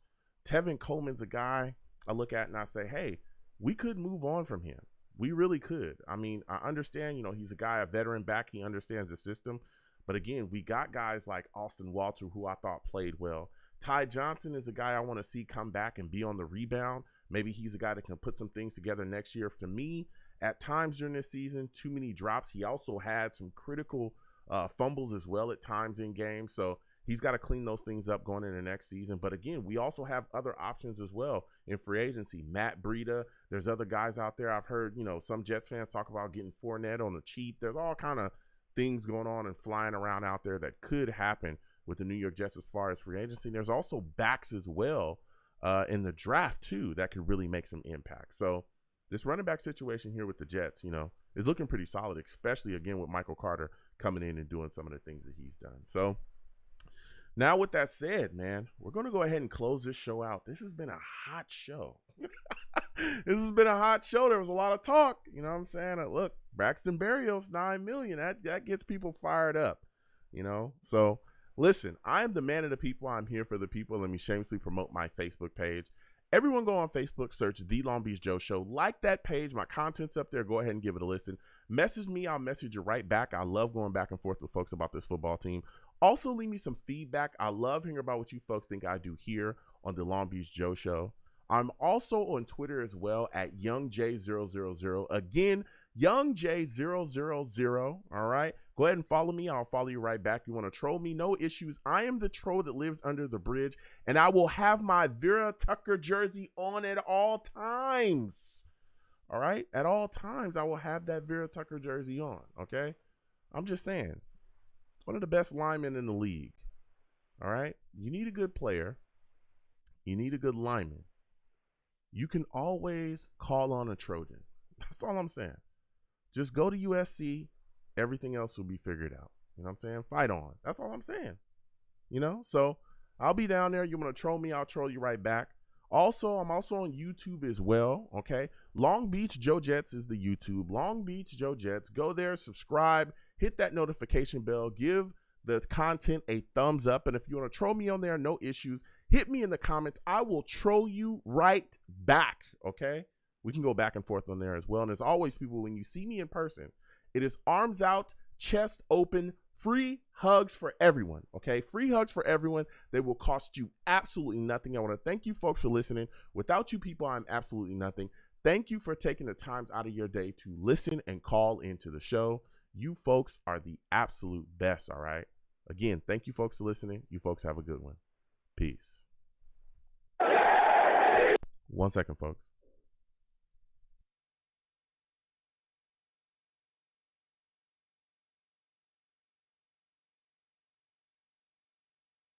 All right, I should be back. Whew. Salutes, everybody. Salutes. All right. If I have any new listeners, I'm sure I do. Again, new callers as well on the show. Exclamation point links in the chat. Okay. Exclamation point links. That has the links to all of my content. That is my link tree. You click that link, it has all of my content, all my social media, all that stuff is there. Okay. Again, when you call into the show, please be patient, new callers. I get to everybody. All right. And again, you don't have to wait 40 minutes to get on my show. I get to everybody and I can see you. I know sometimes people call in, they don't think I can see them.